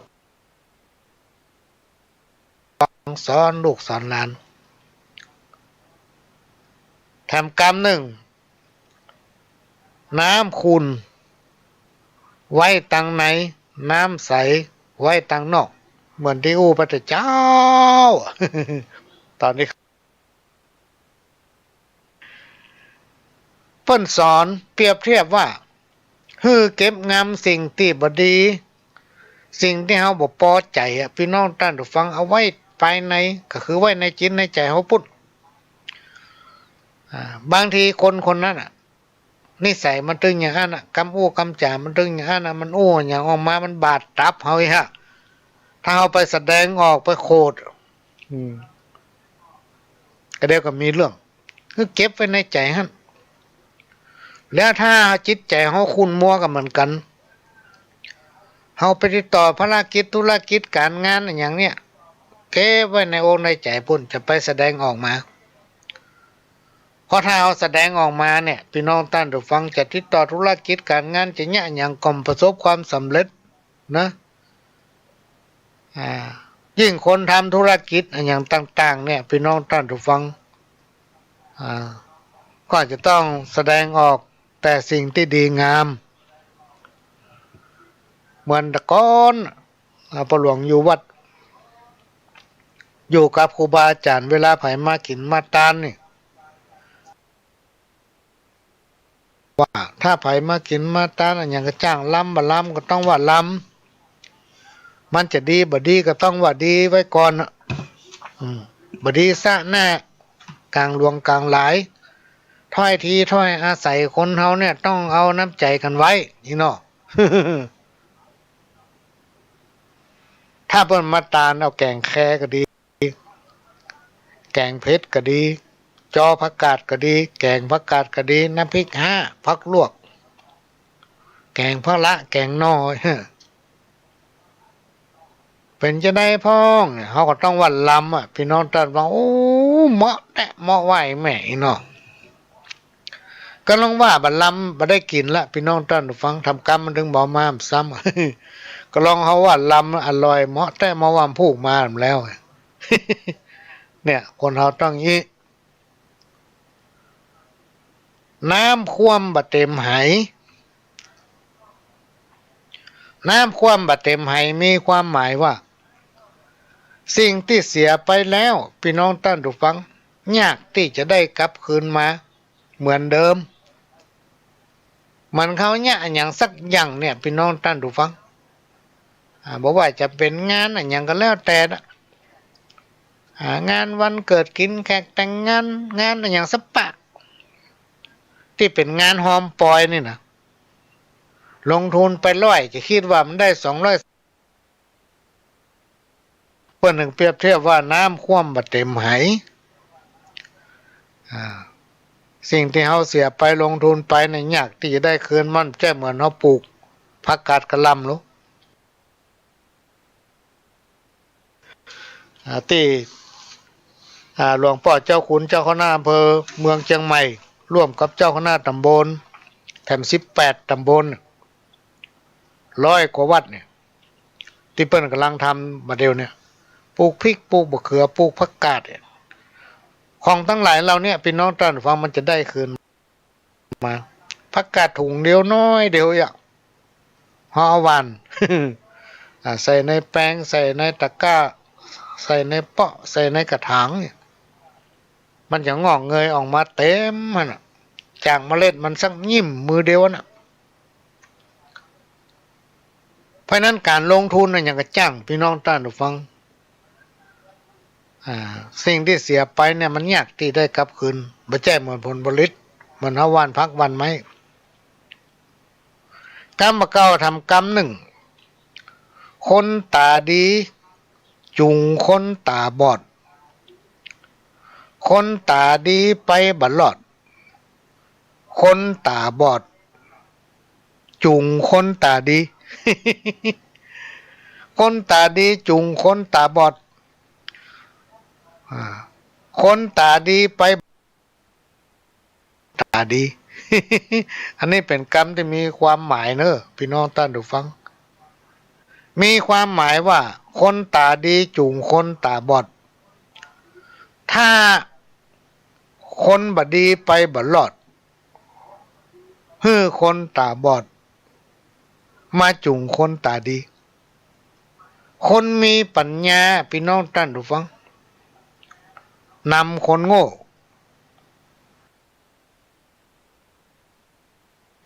ก็ต้องฮื้อคนโง่มานำคนที่มีปัญญา เหมือนครับ คนตาบอดมาจุงคนตาดีนะคนโบราณครูบาอาจารย์เปรียบเปยว่าตามีอยู่2 ชนิดคือตานอกกับตาใน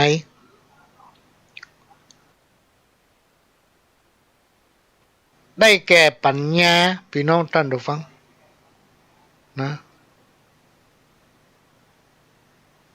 ได้แก่ปัญญาของเขาเนี่ยคนตาบอดคือใจปัญญาคนตาบอดเนี่ยเก่งนะพี่น้องท่านผู้ฟังเขาใจปัญญารูปๆคำเดียวของหู้ละแต่เนี่ยอย่างเขาของหู้ละ ห้องเพลงได้เป็นเพลงเป็นเพลงเล่นดนตรีได้เป็นอย่างเป็นอย่างพ่อปัญญาตาในก็คือปัญญาบางทีคนตาดีก็ต้องใจปัญญาของคนตาบอด เลี้ยงชีพมีคนตาดีจุงคนตาบอดไปนั่งห้องเพลงเป็นตี้ อันนี้เป็นกุศโลบายแต่ก่อนเขายังมาเชื่อนะไปมีจะได้กรรมมาเก้าทำกรรมหนึ่งปลายดอยจิกดอยวันยอดดอยก็คือแปรดอยนะที่คนเฮาตั้งหลายนะพอหันว่ามันสูงขนาดจนเขาต้องแหงนพอพี่น้องท่านผู้ฟังแต่มันก็ยังต่ำเลยปื้นตีนคนเฮานะมันจะสูงขนาดไหนก็จ้างนะเขาจนเขาแหงนเต็นลำคอนะ แต่มันยังอยู่ปื้นตีนคนขึ้นน่ะครูบาอาจารย์ตั้นเปรียบไว้ว่าอย่าไปลื่นคนที่เปิ้นมีความเพียรแม้ว่าภูเขาหรือดอยจะสูงเพียงใดก็ตามยังอยู่ปื้นตีนของคนเดินขึ้น เนี่ยพี่น้องท่านผู้ฟัง เป็นกรรมที่มีคติเตือนใจบดีประมาทคนที่เปิ้นมีความเพียรคนที่มีความพยายามย่อมประสบความสำเร็จความพยายามอยู่ที่ไหนความสำเร็จอยู่ที่หั่นเนี่ยคนตะกอนเนี่ยเป็นจ้างแต่งแต้มเขียนไว้เป็นกรรมกุศโลบายนะพี่น้องท่านผู้ฟัง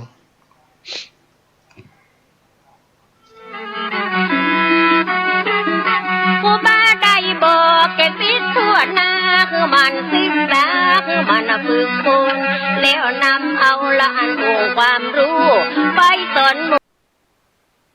ศาสนาบ่มีมือตนเพราะพระสงฆ์เป็นตนนำต่างที่บอก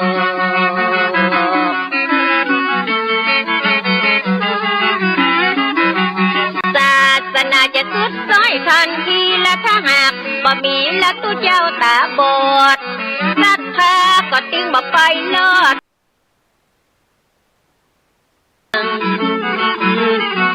ชีวิตตู้เจ้าตาดีนับศรัทธาตาดีอยู่ที่ปัจจีศาสนาก็ยังอยู่